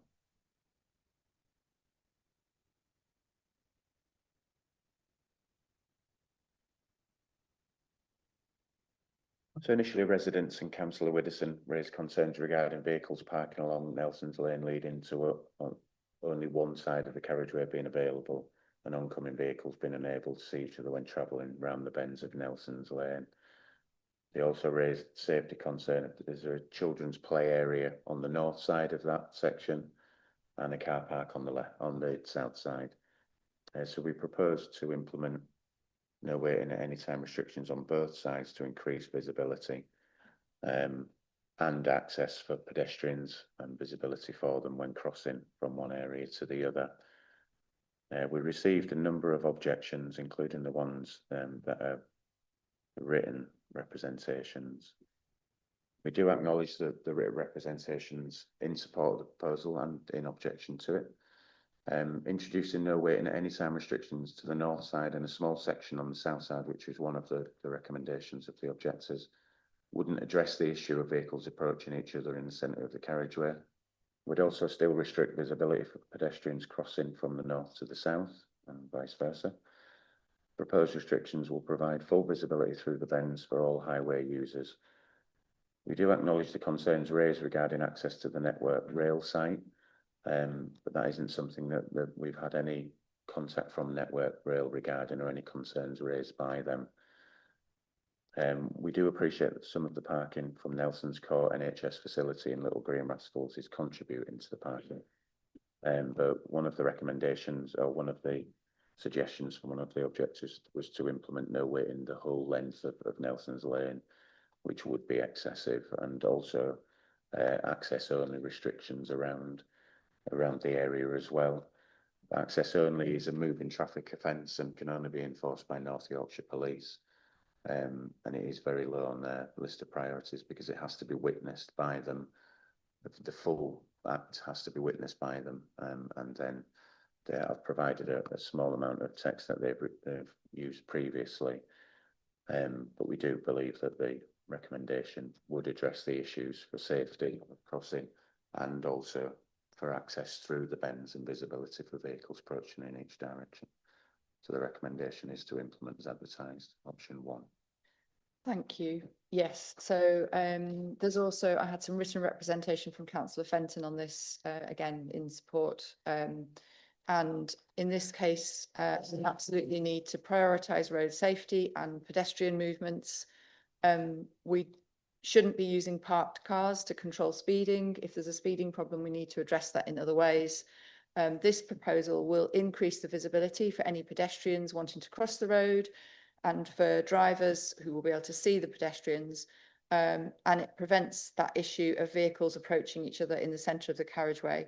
the layout of the road here just makes it inappropriate for the volume of parking that it receives. So I'm happy to go ahead with the recommendation, option 1, to implement as advertised. So the next one is Nid Grove. Forgive me, as we've been here an hour and a half, are we able to stop for 5 minutes and just Yes, do it? let's do that. We'll have all right? a little comfort break. Thank you. E2. Lovely, thank you. Right, so we're going to pick up on D2 Nid Grove. It was Councillor Fenton that raised this issue on behalf of residents who were stating that vehicles parking in the turning head were restricting access to and egress from driveways and their own off-street parking amenity. And so we proposed no waiting at any time restrictions around the turning head. It received 2 objections, one of them highlighting concerns regarding services still being able to continue from the turning head if the double yellows were implemented, but services provided to the properties will be unaffected as loading and unloading is permitted from double yellow lines, providing the activity is continuous. And regarding trades, particularly when the materials are unloaded, vehicles would need to park elsewhere. But at the moment, parked vehicles are restricting access to use of the turning head. So the recommendation is to implement as advertised, option 1. Yes, thank you. So this one just reinforces the highway code and returns the turning head to its intended purpose. So I'm happy to go forward with option 1 and to implement as advertised. So D3 is Waynes Road. So there's an initial issue of vehicles parking on the bend of Waynes Road, leading to vehicles and cyclists being unsightly when approaching in opposite directions. We proposed to implement the double yellow lines to the north side, and it has received only 1 objection and 1 representation in support. But following further review by myself, I think that the double yellows on the north side would allow the continuation of vehicles parking on the south side. So the recommendation is to take no further action and to place it in the next review with a view to implementing lesser restrictions, but both to the north and south side. Yeah, so thank you for reflecting on that, and I agree with that proposal that we take no further action at this stage, but it is added to the next review such that we look at a solution that addresses that issue of vehicles approaching each other head on the street. So that's option 2 on this one, to take no further action. And then we have D4, which is Hunters Way and Middlethorpe Grove. Which also received a written representation as well as it did, yeah. So this one was raised by Councillor Fenton again, and vehicles parking close to the junction and restricting access to the pedestrian tactile crossing point. We recommended to implement double yellow lines to the junction, but recommended to implement further than we would do ordinarily to cover where the tactile crossing points are on Hunters Way and on Middlethorpe Grove. There is only the one on the right hand side of the junction on Middlethorpe Grove, which was the reason why we recommended to implement further than we would do ordinarily on these junctions. We received 4 objections to it and 1 in support. But the reason was to extend was to cover the tactile crossing points. We appreciate the previous issue of 1 property, which was the main issue that was reported by Councillor Fenton, that was serially parking in that location and restricting access to the crossing point, has been removed and a new tenant is in there, or a new owner of the property lives there, but the issue can still remain. So if we were to recommend a lesser restriction of 10 metres, it wouldn't resolve the issue on Hunters Way. And also in that area, other areas have also been identified and added to the next annual review, including the bends of Middlethorpe Grove, and the Spinney, the bends, and Hunters Way and Tadcaster Road, which have all been added to the next review. One of the objectors asked about collision data, which isn't available for this location because collision data is only compiled following an accident if the police attend or injury is a factor in the accident. So there isn't any collision data. However, the image does show that the issue that I'm trying to highlight, and whilst it may be less of an issue than it was previously, it is still an issue that we would need to address with the double yellow lines. So the recommendation is to implement as advertised. So, yeah, thank you. So I have received some written representation on this as well, which I've looked at. With this one, the recommendation, my understanding is it doesn't actually remove any reasonable parking places, in that the whole area where the double yellow lines are recommended, there isn't anywhere where you could reasonably park without either going against the highway code or blocking visibilities for the pedestrian crossing. Am I correct? Indeed. That there is no actual safe parking within that area that the double yellows have proposed? No.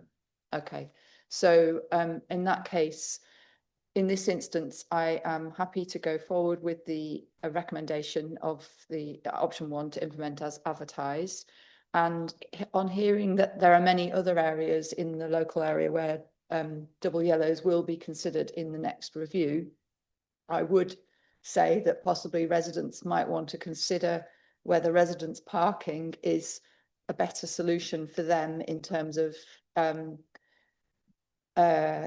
building the kind of streetscape that they want to see if double yellow lines are too much of a blunt tool. Because I know that there is that issue of once you start putting double yellows on multiple areas across a whole community, it can mean that you're not really creating the kind of streetscape that the local community wants to see. So I don't know if that's appropriate, but often when there is that sort of cascade of this happening, it might be better that residents start to think about Res Park. However, in this particular instance, I'm happy to go with option 1 to implement as advertised.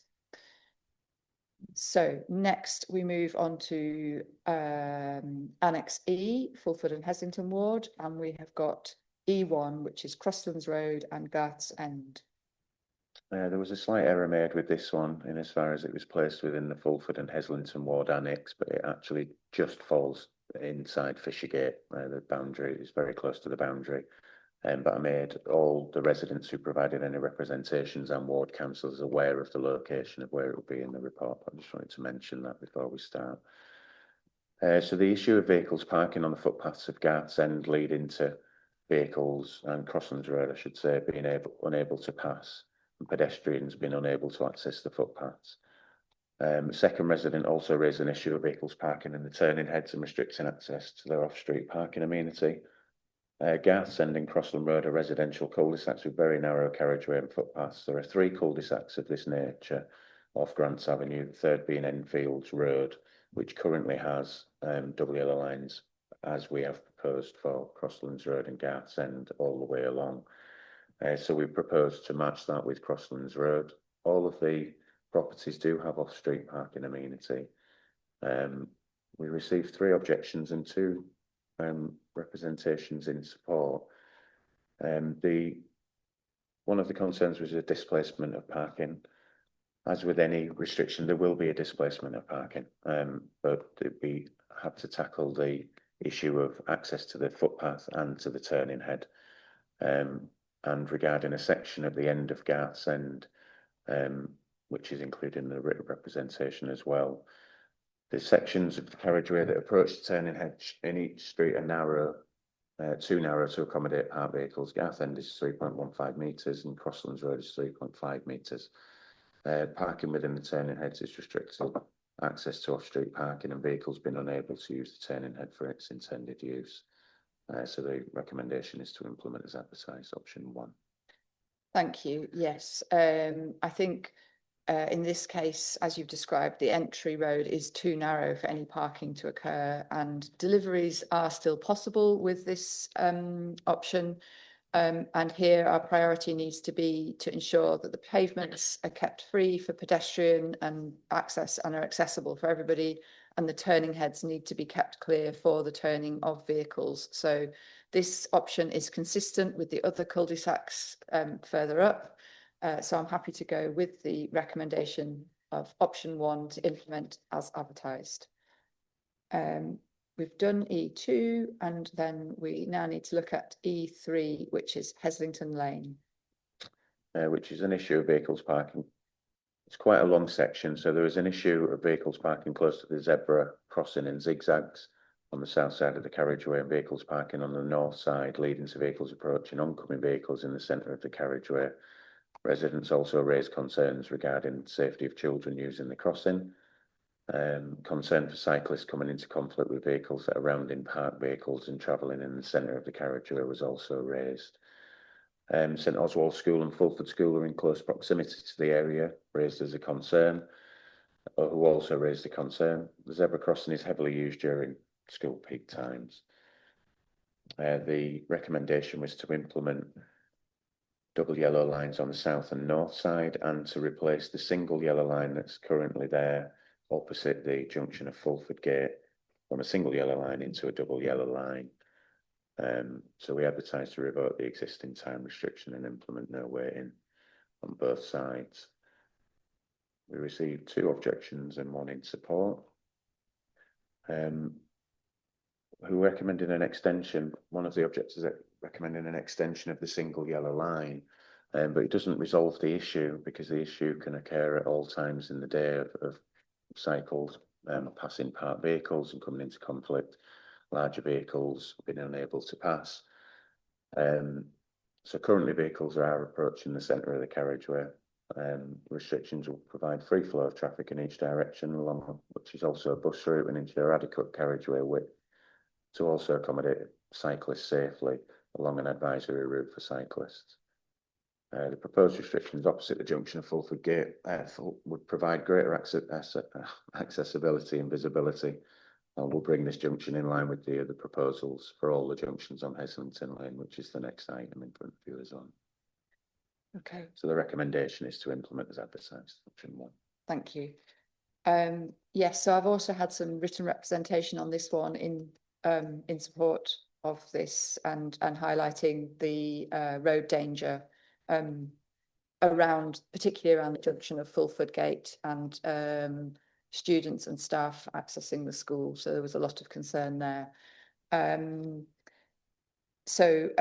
This one, it also prevents, there's been some parking on the pavement at the bus stop. So again, that's clearly obstructive for pedestrians, and creates visibility issues. So for this one, I'm happy to go forward with the option 1 to implement as advertised, and to give that greater road safety in the area, and to enable more people to feel comfortable travelling to and from schools and their homes in the local area.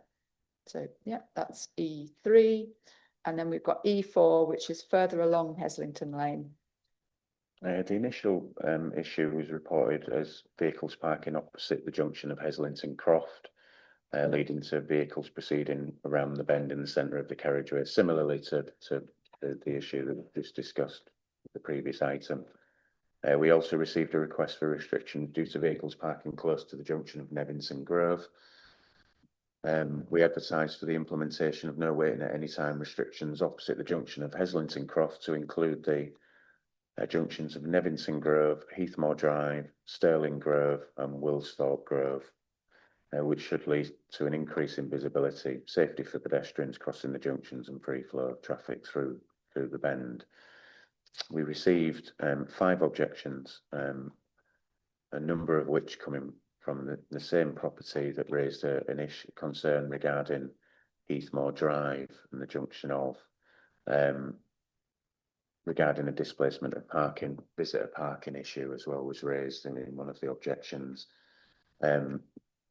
Parked vehicles on the north side of Heslington Lane are leading to vehicles rounding the bend in the centre of the carriageway, and into conflict with cyclists passing parked vehicles and vehicles travelling in the opposite direction.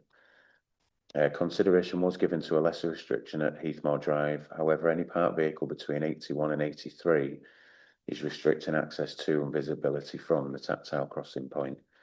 All properties adjacent to the proposed restrictions have off-street parking amenity for a minimum of 2 vehicles. So the recommendation is to implement as advertised option 1. Okay, thank you. So yes, I've had a look at this and I've been to have a look specifically at the area on Heathmore Drive and talk to the resident there. In this case, I would like to request a slightly lesser restriction, which is to just do the double yellows for the 10 metres in line with the highway code around Heathmore Drive. The reason being is that then the resident, if they wish, will be able to park across their own driveway.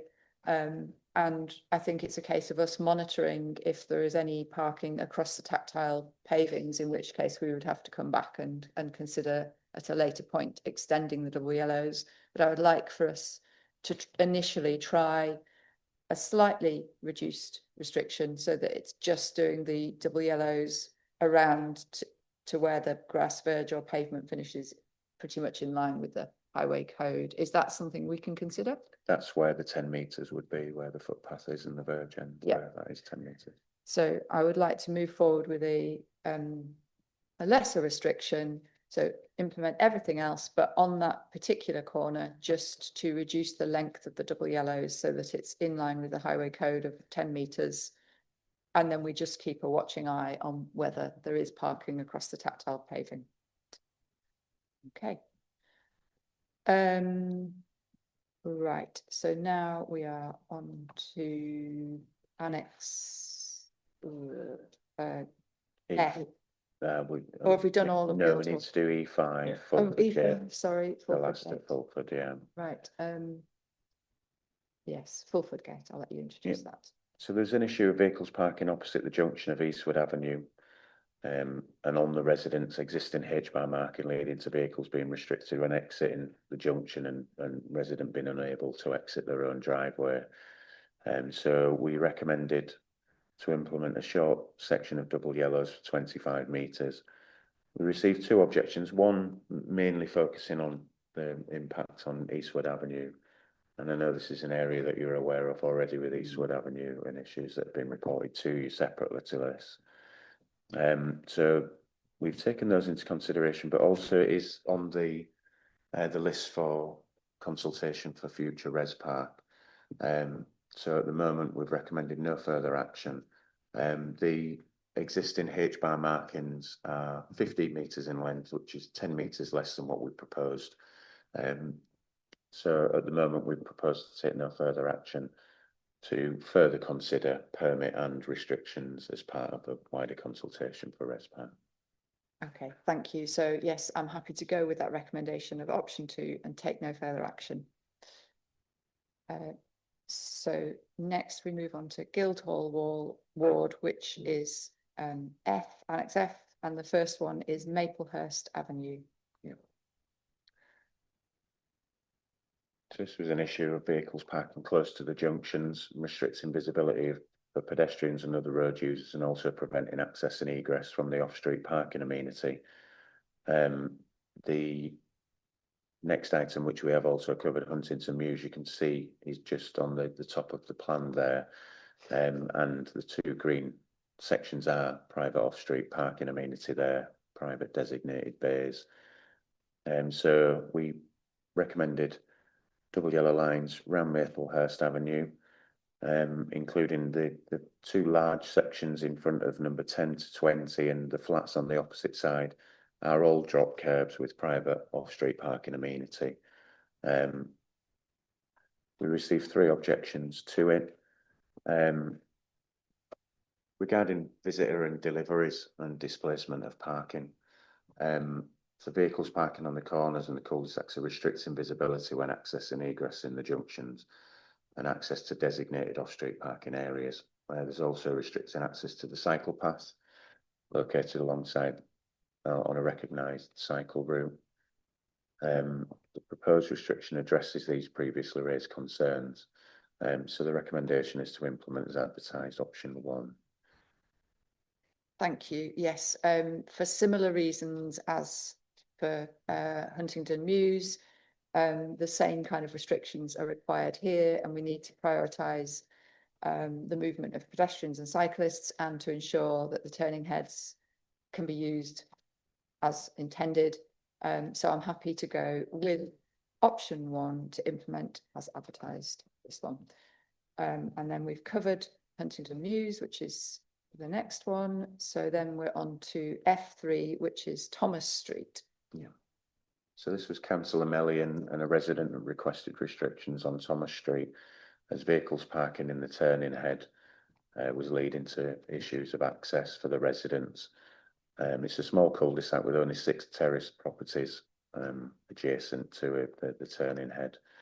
So we recommended double yellow lines around the turning head to extend on the straight section there. We received 4 objections and 1 representation in support of this. As we'll discuss with the next item, Thomas Street and Lansdowne Terrace are both in close proximity and are on the list for Res Park. So the objections came from residents of the street who were affected most by the proposed restriction. So we recommended to take no further action at this point, including with Lansdowne Terrace, the next one, as it will be part of a wider consultation for Res Park for a number of streets, so we can then look at parking restrictions as well as permit restrictions whilst consulting with all residents at the same time. Thank you. Option 2, take no further action. So yes, I've also had representation from councillors Merritt, Melly and Clark for the area, and I think this is a clear case of double yellows are a blunt tool, and that Res Park could potentially provide the community with better ability to organise their streets in the way that works for them. So I just want to check that this Thomas Street would be included for the Res Park consultation alongside Milton Street, Farrar Street, Lansdowne Terrace. So I think that whole area is being considered as one on the list, isn't it? Yeah, Granville and Lansdowne. Okay. Yep. So in that case, I'm happy to do as recommended, and option 2, take no further action on this one. And then if we move on to Lansdowne Terrace, F4. This was one that we received from the parking services team, where we were asked to consider revoking the current restriction, which is on the western side of Lansdowne Terrace and is a single yellow line, Monday to Friday 9 till 5 time restriction, due to vehicles parking on the footpath in the evening and restricting access to the footpath. We recommended to revoke the existing time restriction in the first section up to the link road there to Granville Terrace. We received a large number of objections, including a petition with 31 signatories. And similarly to Thomas Street, just removing the parking would provide would place additional pressures on adjacent streets. There is a footpath on the eastern side that's fully accessible with vehicles parking on the carriageway. We are aware that there is an issue with some footpath parking on that western side. But again, as with Thomas Street, we think that it would be addressed better by a wider consultation to include permit and parking restrictions taken holistically as a whole. Thank you. So yes, as with Thomas Street, in this case, I'm happy to go with option 2 and take no further action. And when this comes forward for Res Park consultation, there'll be a better opportunity for residents in the area to decide for themselves how the street space is best used. So yeah, happy to do that one.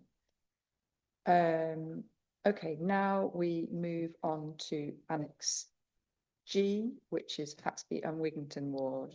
And so we've got G1, Station Road and Hall Rise. So this was an issue reported to us. We received a representative or a request from the road safety team as well, historically regarding this area, but also it was to address vehicles parking on Station Road and Hall Rise during peak school hours, leading to restricted visibility for pedestrians on Station Road and preventing access to the footpaths of Hall Rise. There's currently a time restriction on the north side of Station Road, including school zigzags of 8:30 to 9:30 and 3 till 4 p.m. There are 6 bungalows on the south side of Station Road with no parking restrictions in front of them currently. During school peak times, the section of Station Road in front of the school is heavily parked. This leads to vehicles rounding parked vehicles, approaching oncoming vehicles in the centre of carriageway, restricting pedestrian visibility and causing a safety issue for families and small children. So we proposed to implement no waiting at any time restrictions on whole rides, just to increase the existing restriction that's there, and to increase the no waiting times of 8:30 to 9:30 and 3 till 4 p.m. on Station Road as per the plan. We received one objection and two in support, one of which from Ralph Butterfield School. One that I've received from the road safety team that are fully supportive of it as well. There can be a displacement of parking, which is what the objection raised, but the proposed restriction on Station Road would provide clear sight lines, improved road safety for families and children during the peak school hours, bringing the area in line with the existing restrictions on the north side of Station Road. So therefore, the recommendation is to implement as advertised option 1. Thank you. Yes, I think it's really particularly important here, so close to a school, that we are prioritising the movement of pedestrians and really making sure that it's safe for people to use the pavements and cross the road, and prioritise that road safety around the school. So I'm happy to go with the recommendation option 1 to implement as advertised. So the next one is G2, Headland Close. This was received by a couple of residents regarding vehicles preventing access to turning head and also access and egress to their private off-street driveways. It has 9 properties in the Headland Close cul-de-sac, all having off-street parking amenity. So we propose to implement enough double yellow lines around the whole close. We received 1 objection and 2 in support. But there was an objection or a concern raised by Councillor Hollier and Councillor Watson regarding the knock-on effects of displaced parking. One of the objections that we received was from a resident within the cul-de-sac area in the turning head, asking us to consider a lesser restriction. So I went out and had another look at the turning head. So we've proposed a lesser restriction to include a small section of unrestricted, which still will allow for vehicles to access the turning head fully, as well as it addressing the issue that was first reported. So the recommendation is to implement a lesser restriction, which is option 3. Thank you. Yes, I'm happy to go forward with that lesser restriction, which still provides a small amount of parking amenity as needed, but makes sure that the turning head is usable and that there won't be any problems with oncoming vehicles meeting each other in Headland Close. So I will go with option 3 to implement a lesser restriction on that one. So G3 is Mill Lane. This was raised by Councillor Cuthbert quite a while ago regarding vehicles parking on the north side close to the Wigginton Squash and Social Club, particularly on match days and events, leading to significant issues. There is a bus stop on the south side of Mill Lane, which is a terminus and requires the buses to wait for a period of time. When there were significant fixtures at the Sports and Social, and the overflow of parking was leading to an issue on Mill Lane. So we proposed quite extensive double yellow lines from the junction, including all junctions along on both north and south side up to Windsor Drive. This received a large number of objections from residents directly affected by it. The issue that was first reported of match day parking or event parking causing the issue has been removed now, because there is further parking available at the Sports and Social. But the objections raised concerns regarding the bus terminus and on the opposite side of it. So supported restrictions in that area as well as the junctions. So we've taken all of that into consideration, and that is the restriction, to implement a lesser restriction on the north side and to include all the junctions of warmer car and corner close. Thank you, and thanks for all the extra consideration that's gone into this one. I'm content with the lesser restriction in that we're still reinforcing the highway code around the junctions, and we're prioritising the bus route and protecting tactile crossings, but still leaving enough parking amenity for the local area. So I'm happy to go with option 3 and implement that lesser restriction. So the next one is G4, which is Moor Lane and Southlands. It's by Councillor Hollier and a couple of residents as well regarding vehicles parking on Moor Lane and close to the junctions of Southlands and Oaken Grove. There has been some development going on at the local care home, which has led to a lot of trade vehicles parking in there as well on Moor Lane.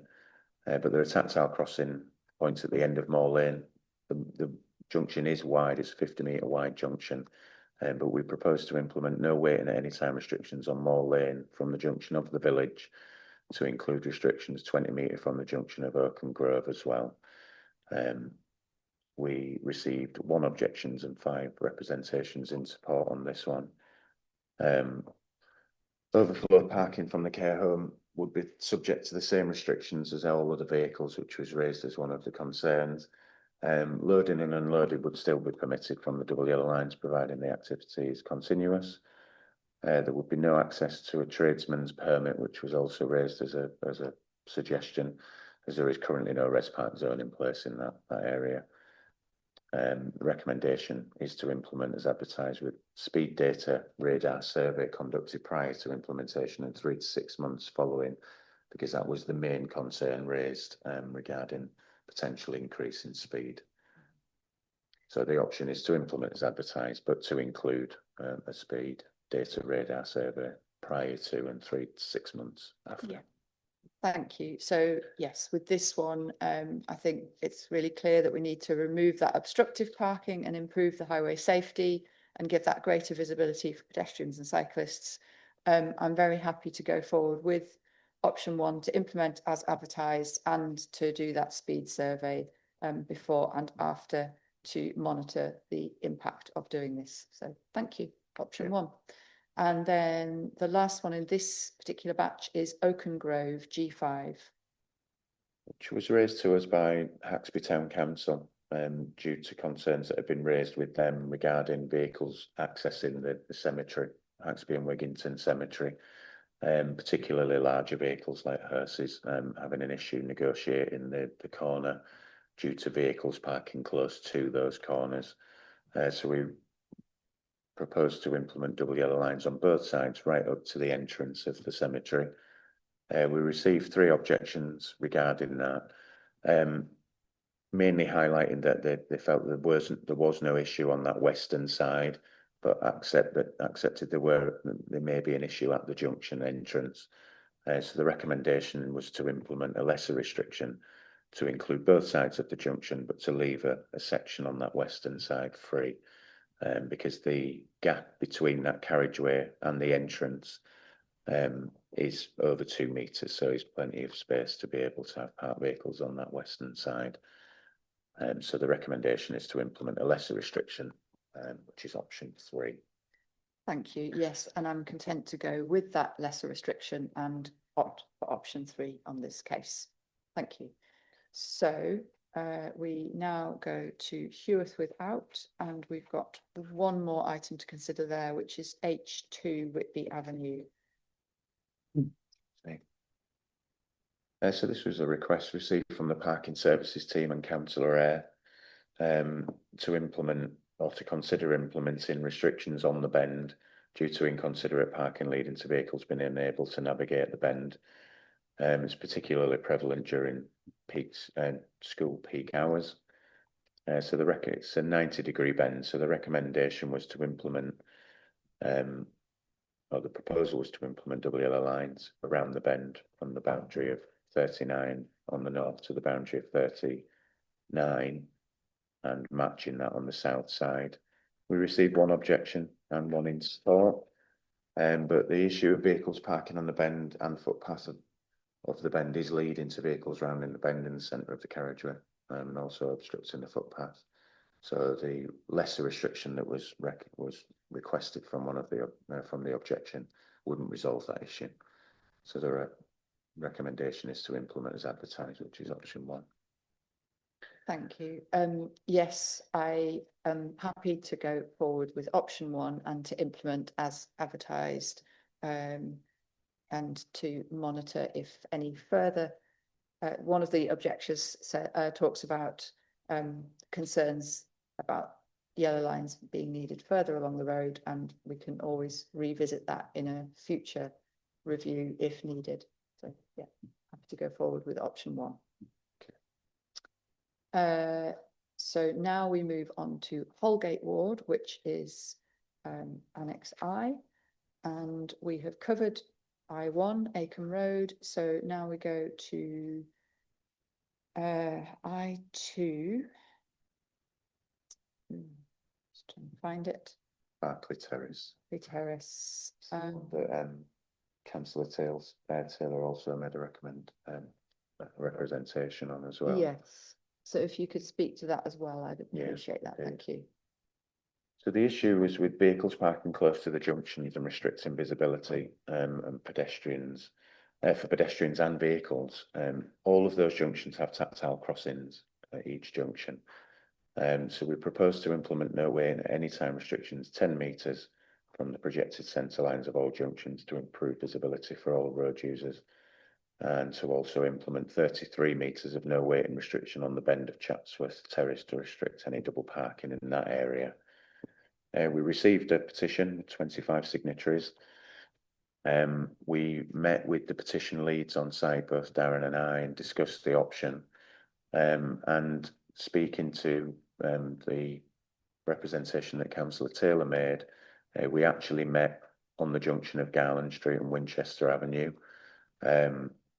which had vehicles parked right up to the junction, which is preventing access to the tactile crossing points, and restricting visibility for both all highway users.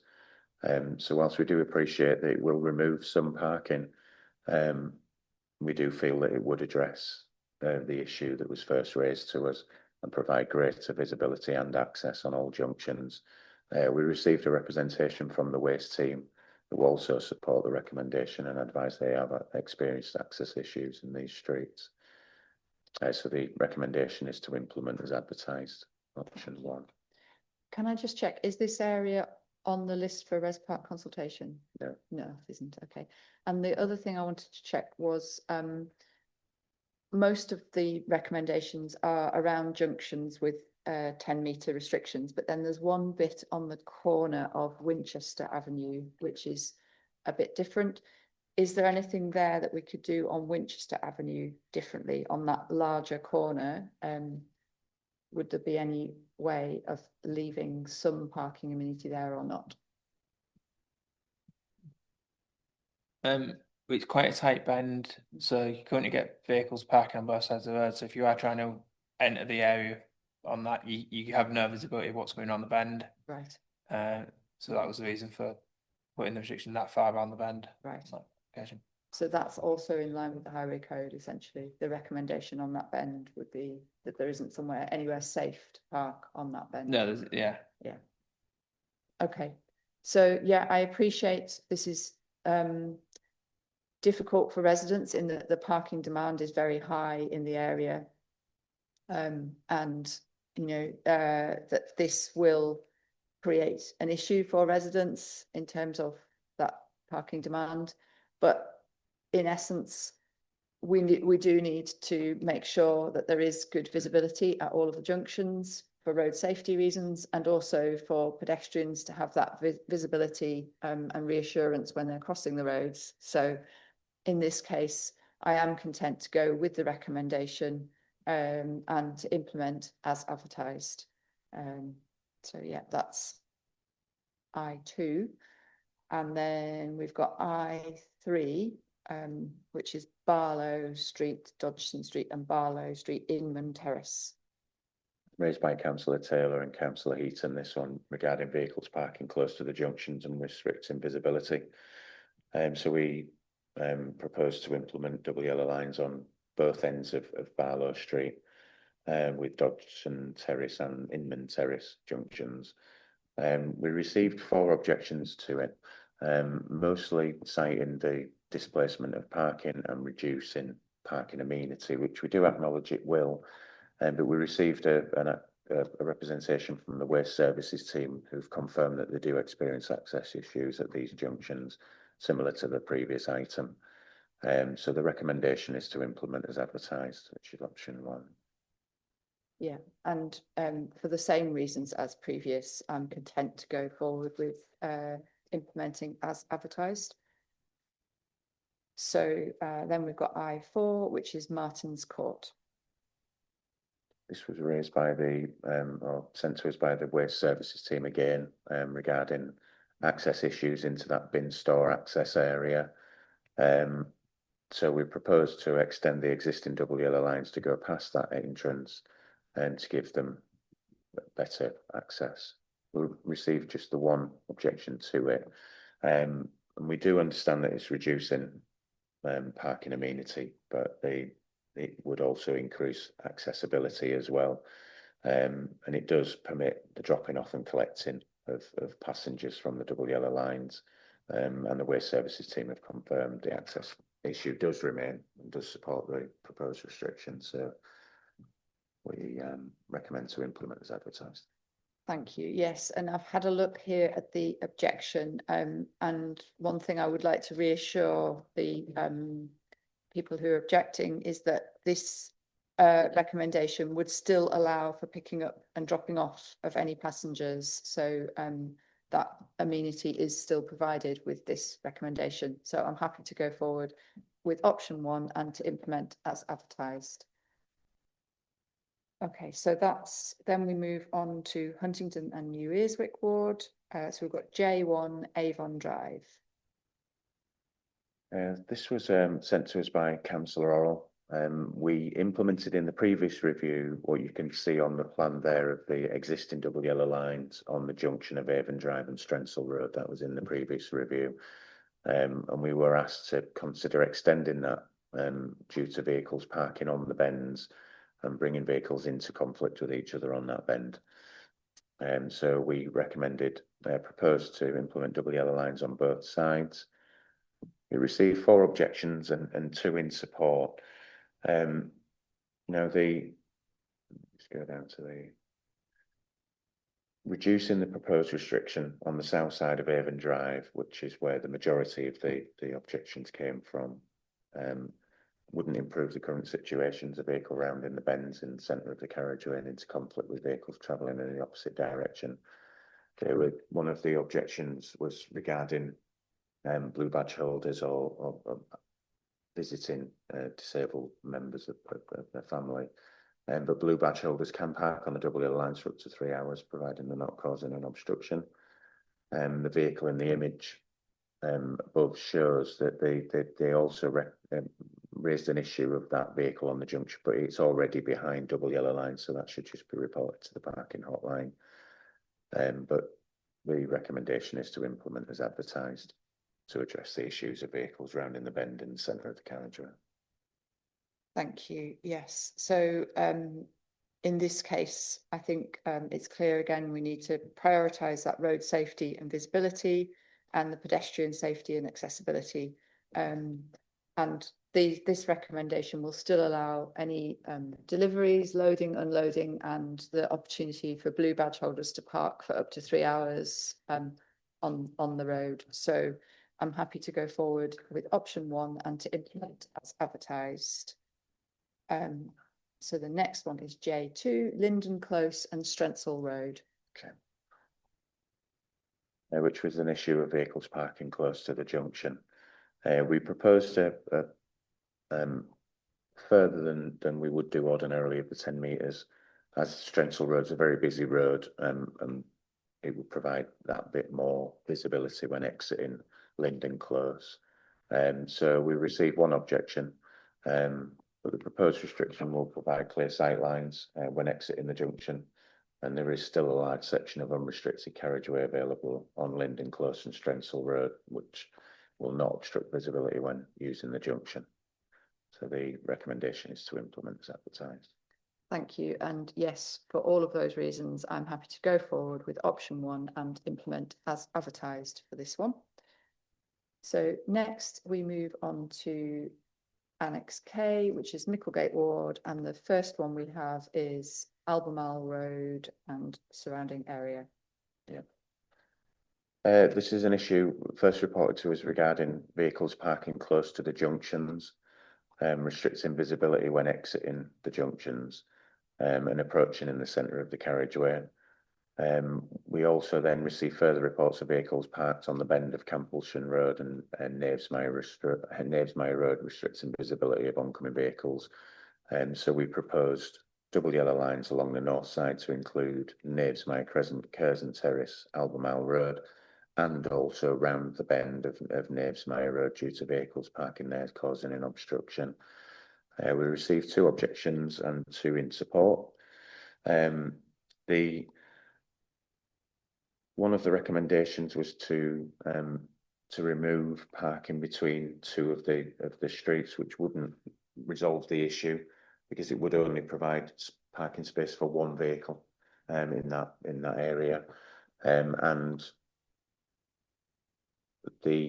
because it would have identified the resident who provided a representation, because they took their own image, but the image that they provided showed vehicle parking right on the junction, which was the issue that we were trying to remove. So the introduction of the restrictions would remove any parking on the bend of Knavesmire Road and Camplesham Road. The lesser restriction wouldn't be appropriate or resolve the issue.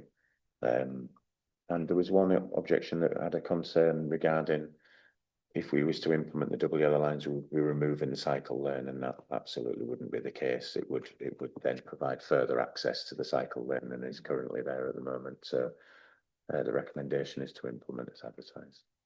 Thank you. Yes, so this recommendation reinforces the highway code, enhances the visibility for all road users and pedestrians, and we should improve road safety, particularly for those walking and cycling to Knavesmire School, which is not far away.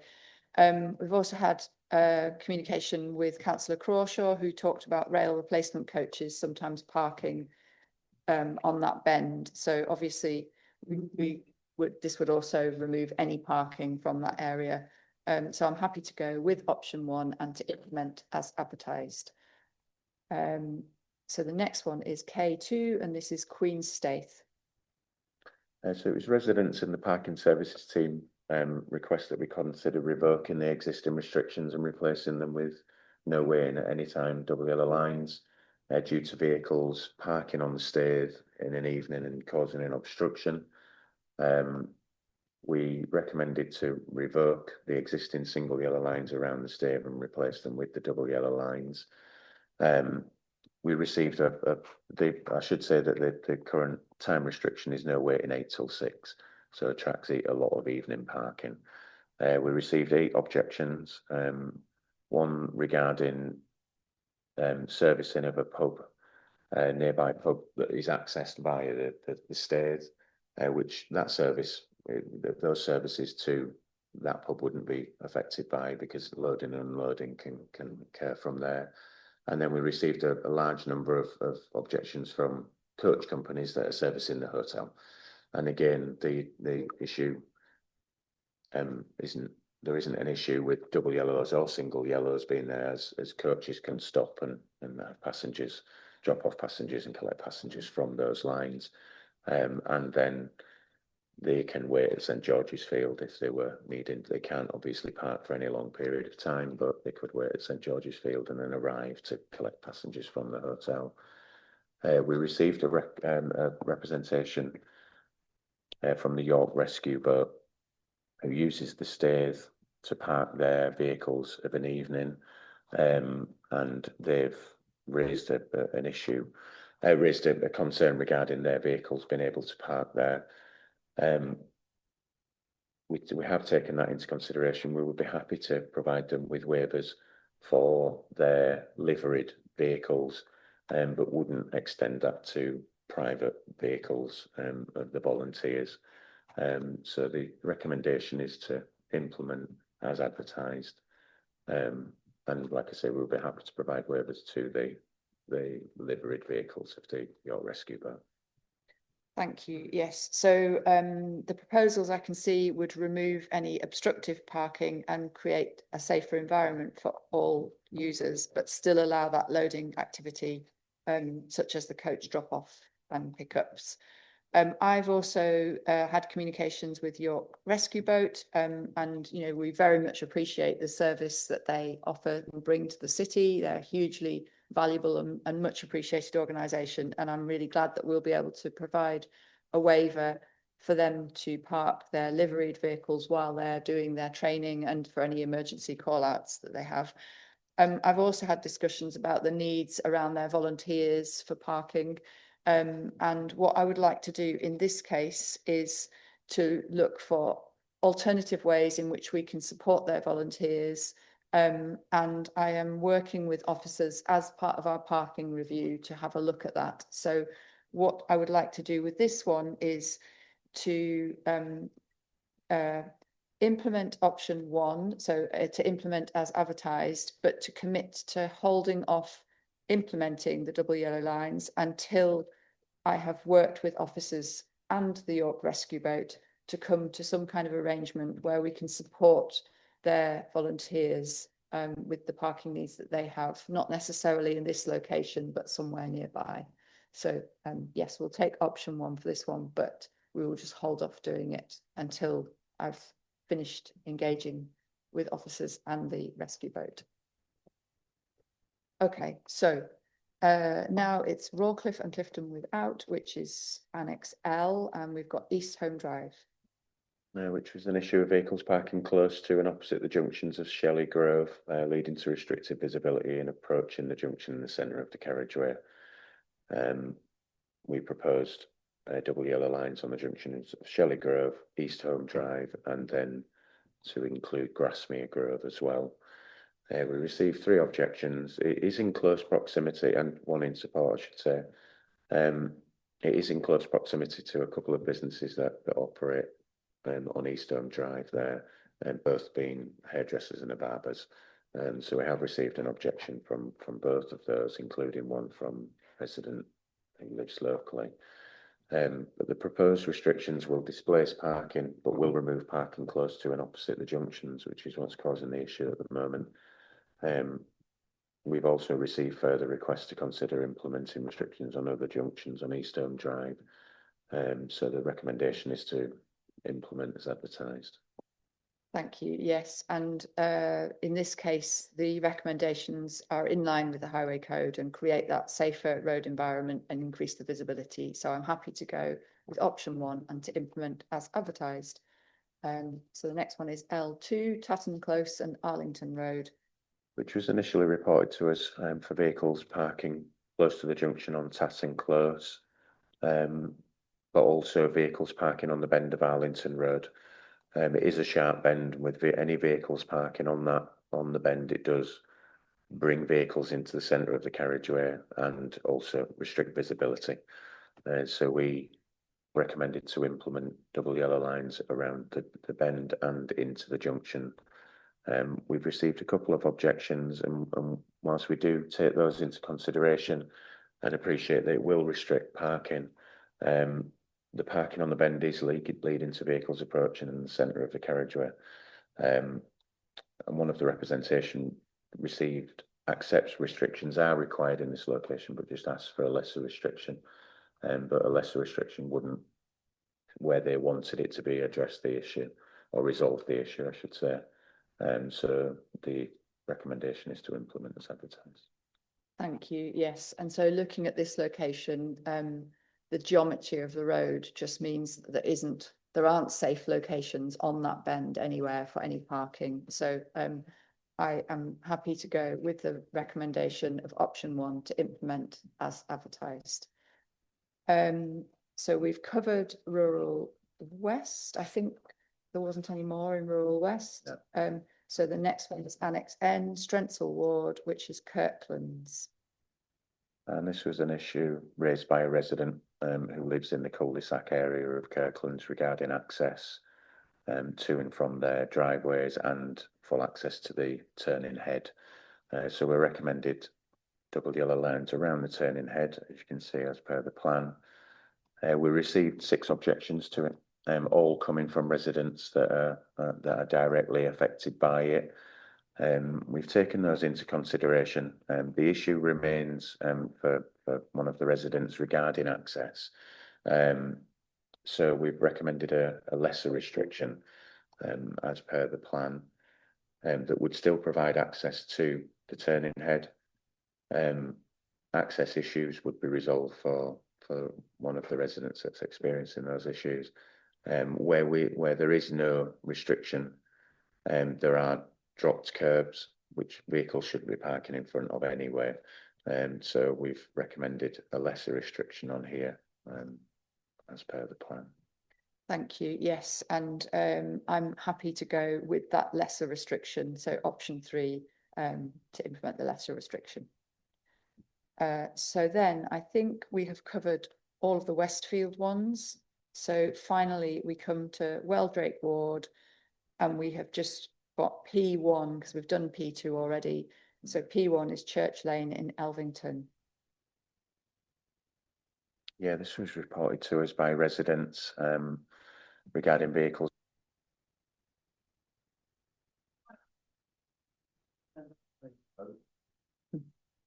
Hear me okay now? Yes. So this was reported by residents regarding vehicles parking close to the bend, leading to vehicles approaching and rounding the bend in the opposite side of the carriageway.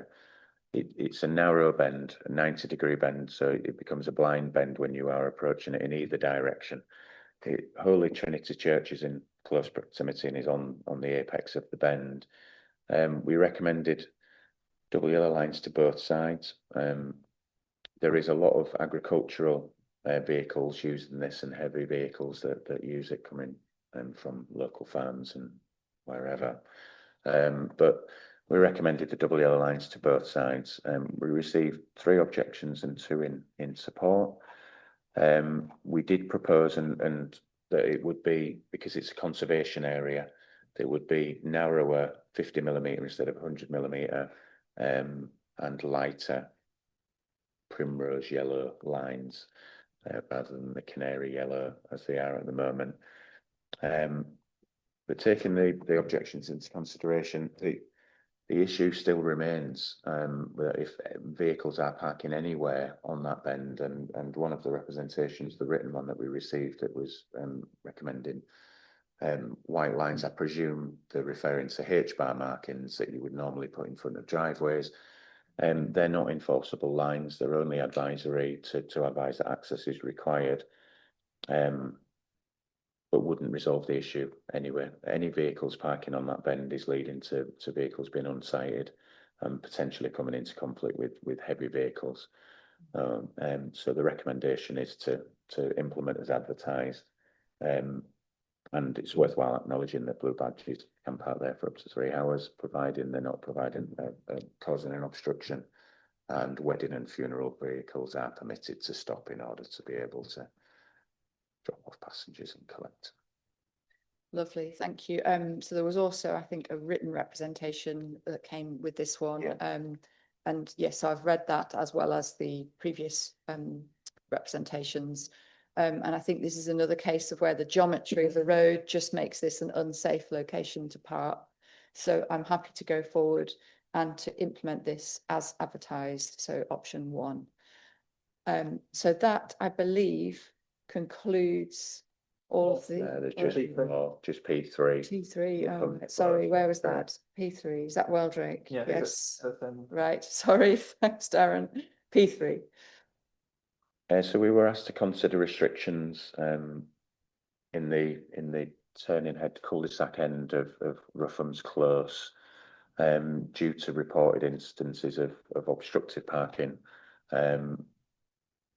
Darren had conversations with the police regarding this as well, and advised them that we can recommend restrictions in this turning head,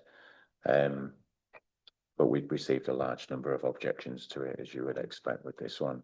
There is an issue that is ongoing in the cul-de-sac that has been causing the issue that we're hoping has been resolved. so as not to identify anybody rather than going into that in any more detail. But there is the recommendation is to take no further action on this one. All of the objections that we received are from residents of the cul-de-sac or just around the corner where there would be a displacement of parking. So the recommendation is to take no further action on this. Thank you. Yes, so I have also received some written correspondence on this one, and my understanding is that the issues that were occurring previously are not as much of an issue now. So I am content to take no further action and to go with the recommendation of option 2. So I think that does conclude all the items on the agenda. Thank you everybody for what has been a marathon session, and thank you Jeff in particular, but all the officers involved in working through these many cases. I realise that we have had quite a long backlog, but that has now got us back up to speed, and hopefully now we can do these in a more regular manner so we don't end up with quite such a long meeting next time, or indeed such a long list of people waiting for things to happen. So many thanks to everybody, and with that I have no further urgent business, so I'll bring the meeting to a close.